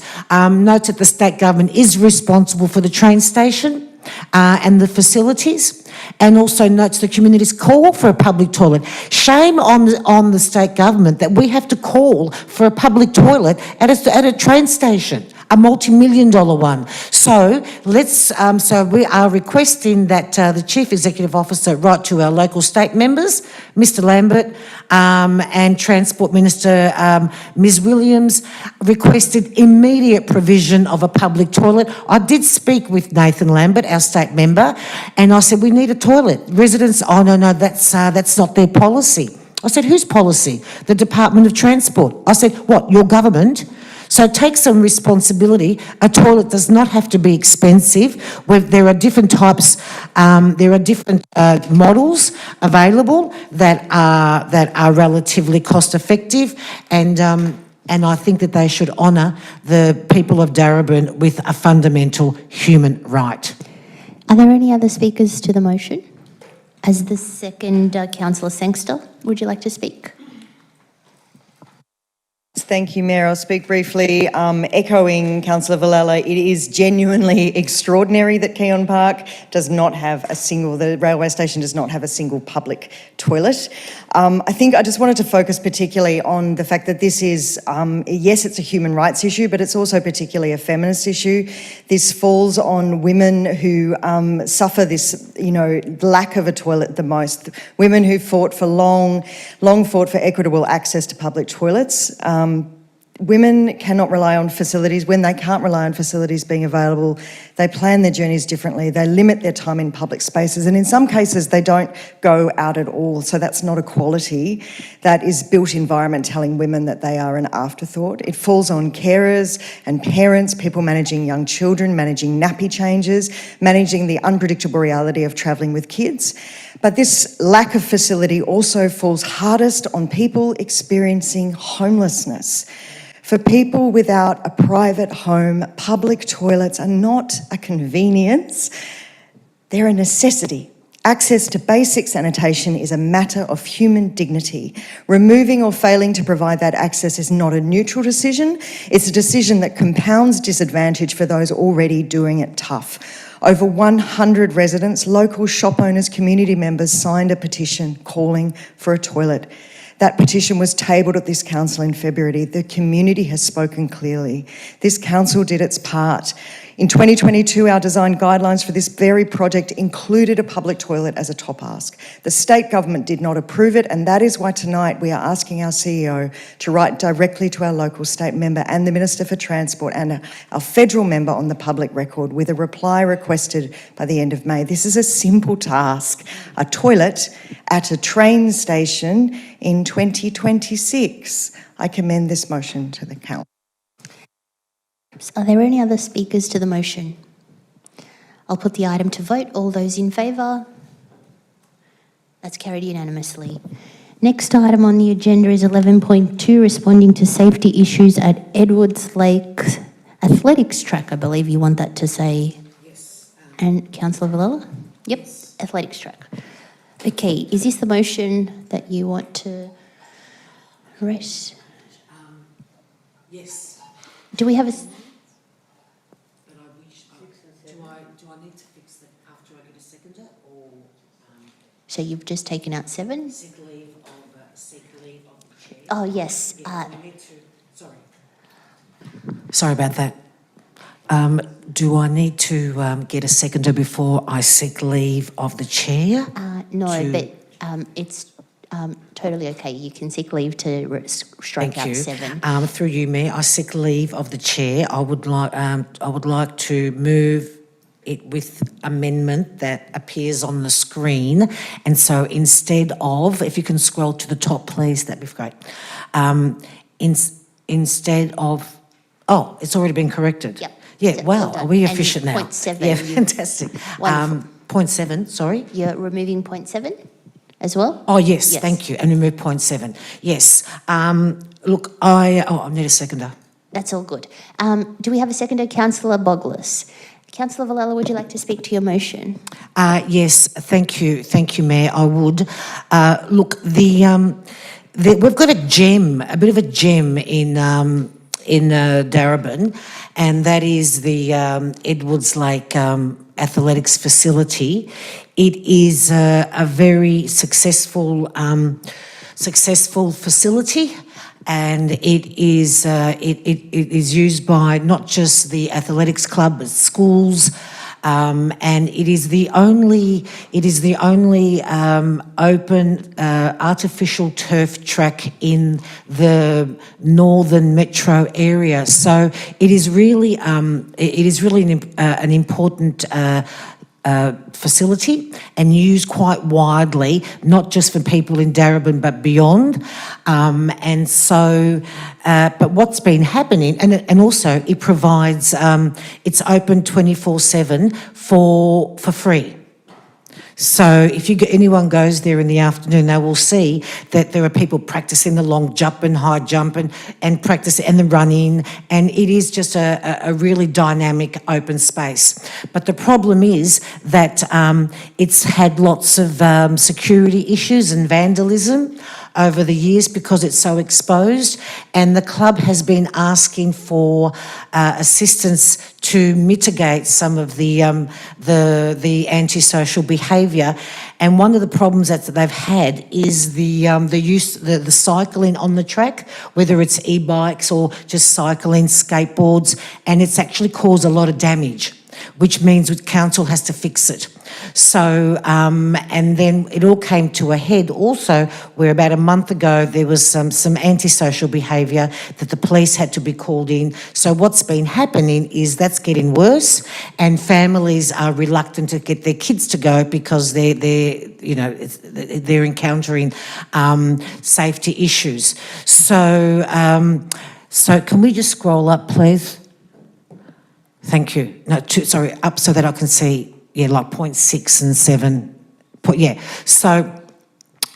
So what we're asking for is we have supported the club by way of providing extra signage, which is great. They've been wanting that for a long time, but this particular incident kind of triggered a bit more of a speedy reaction, attention rather, to the issue. So the council's provided signage, which is great. They would like a CCTV because, again, that will maybe show people that they're being watched. That's something that's to be considered. But we also think that the state government should come to the party, maybe by way of funding or a grant or something to help contribute to building of a fence. I think it's a simple request, and the club's been asking for it for a while, and because it's used extensively beyond Darebin, I think it's worthy that the state government provides some funding, and that's what this is asking the state government to do. Councillor Boglis, would you like to speak to the motion as the seconder? Thank you. Through you, Mayor. Look, just quickly, I absolutely support Councillor Vallella's motion and the club's concerns and ongoing safety issues, which they have raised with all of us a few times now. So I commend this motion to the chambers. Are there any other speakers? Yeah. Councillor Turi? Thanks, Mayor. I've just circulated a very small amendment to councillors. Apologies, I've just thought of it right now. Just adds a thing at the end of clause 6 to Councillor Valella, have you seen that? Safety concerns. I've just sent it through. Apologies. It's just an addition to point 6. So basically the amendment is to address antisocial behaviour at Edwards Lake Athletics track. So altogether... And I should perhaps say at the end, and report back to councillors in a briefing. Okay, and report back to councillors in a briefing. I'm happy with that. Yeah, thank you. Great. And is that accepted by the seconder, Councillor Boglis? Yes. Excellent. Okay, so are there any other speakers to the motion? Nope. We'll put the item to vote. All those in favour? Sorry, Mayor. Can I request that clause 5 be put separately? Clause 5. Okay. You want to vote on clause 5 separately? Yep. Councillor Laris? Yeah, I guess I'm not sure that I can support this, and maybe if we're voting separately on different bits, I might be able to. But for me, the idea of a fence to lock Councillor out. Alaris, are you in debate? Are you doing a speech? You just need to stand up. Oh, sorry, I'm so tired. All good. So, to me, the idea of a fence that's supposed to keep out people on e-bikes will also keep out other people. And so my concern is that it no longer becomes a public space. And I don't think if its purpose is not that, then I just don't understand how you can have a fence and it lets other people in but not the people on e-bikes. So I think there's definitely value in looking at what other things, working with the club, working with the local police to see what else can be done. It's clearly an issue, but yeah, I don't think I can support the fence. So thank you. Councillor Turi? Can I just speak briefly to it, Mayor, in addition? Yeah. Is that okay? Very briefly. I think if the motion were to be adopted bar or save for clause 5, I think the better course of action would be that officers consult with the club, see what the best resolution is to whatever issues are going on, safety issues, etc. Come back to us and say, okay, well, these are the issues. These are what we propose to help the club fix these issues. Then, of course, if we then want to go and approach state and federal representatives and governments and so forth for funding those things in partnership with us, obviously, because it's our land, then that would be great. But I think we need to find what the proper solution is to these issues. And of course, my reasons for concern with a fence as proposed was outlined by Councillor Alaris. Thank you. Are there any other speakers to the motion? Councillor Sangster. Thank you, through you, Mayor. Yes, I just wanted to speak in favour of the motion, and I just wanted to recognise that there are all sorts of different fences that can be put up, and that there are fences that can be created specifically that allow humans to enter, but not big bikes, which are so. Having a fence doesn't necessarily mean we're saying that people aren't welcome. It just means that we're putting a fence in place that doesn't allow e-bikes to enter, which is, they're quite big, so I think that's possible. Councillors, I just want to remind you we have 22 minutes left. As the mover, would you like a right of reply, Councillor Villella? Okay. Thank you, Councillor Sangster. The experts in this area is the athletics club. They know what they're talking about. They've been wanting the particular type of fencing for a long time. And they've spoken to council officers about it, and nothing's happened. As Councillor Sangster said, yes, there are different types of fences, and I think the experts, I think the club knows what they're talking about, and the club is proud of the fact that it's open to the public 24/7. What they're talking about is a fence that is specific to protecting the track whilst at the same time and keeping it open to the public. They know what they're talking about. They're the experts, and they're very proud of the fact that it's open to the public 24/7. But because of that, we need special security in place. The fence, the particular type of fence, is not the panacea. It is one of many different measures. Okay, this club does fantastic stuff. We need to support it. And the issue of the fence, we will consult with the athletics club as to what type of fence they're talking about. But for us to sit back and say, but the fence is going to, no. I don't think that's correct. That's just not right. They know what they're talking about. There's different types of fences. They've been dealing with this for a long time. The matter needs to be addressed urgently because it's actually becoming a big public safety issue. Thank you. Okay, I will put the item to vote. Item numbers 1, 2, 3, 4 and 6. All those in favour of clause 1, 2, 3, 4 and 6. Hang on, can I just ask? Which is excluding 5. So Councillor Turi asked to remove 5 for the voting, to vote separately. So we're doing 1, 2, 3, 4 and 6. So all those in favour of items 1, 2, 3, 4 and 6? Yeah, then we'll vote on 5. Oh, okay. Yep. So we're just splitting the vote. Okay, that's carried unanimously. So now we'll vote on clause 5. So all those in favour of clause 5, That's Councillor Jelly, Councillor Sangster, Councillor Villela, Councillor Boglis. All those against? And that's Councillor Alaris, Councillor Telkos, Councillor Turi, Councillor Demetriadis. That is a tie vote. The chairperson has a second casting vote and may use this vote as they see fit. Councillors, as we've had an even number of councillors in attendance this evening and there's been an even number of votes for and against the item, this now requires me to use my casting vote as the chair as per section 5.15. My casting vote is against point 5 of this motion, so that motion, point 5 has been lost. Okay, moving on to the final notice of motion, which is 11.3, establishing a standalone health and wellbeing plan. Councillor Boglis, do you wish to move the motion? Is this the motion on your screen? Yes, thank you, Mayor. I'd actually like to move a procedural motion to defer this notice of motion until the April meeting. Do you have Councillor Jelly as the seconder? All those in favour? Councillor Villela, Councillor Sangster, Councillor Jelly, Councillor Alaris, Councillor Demetriadis, Councillor Boglis. All those against? Councillor Turi, Councillor Tselkos. That motion has been carried, so that item is being deferred. Oh, did you say it's deferred to the next meeting? Yep, wonderful. Yes, please, April, if we could. April council meeting. Okay, now we're on to item 12, urgent business. Are there any urgent businesses to consider? There being... Yes, we definitely need coffee.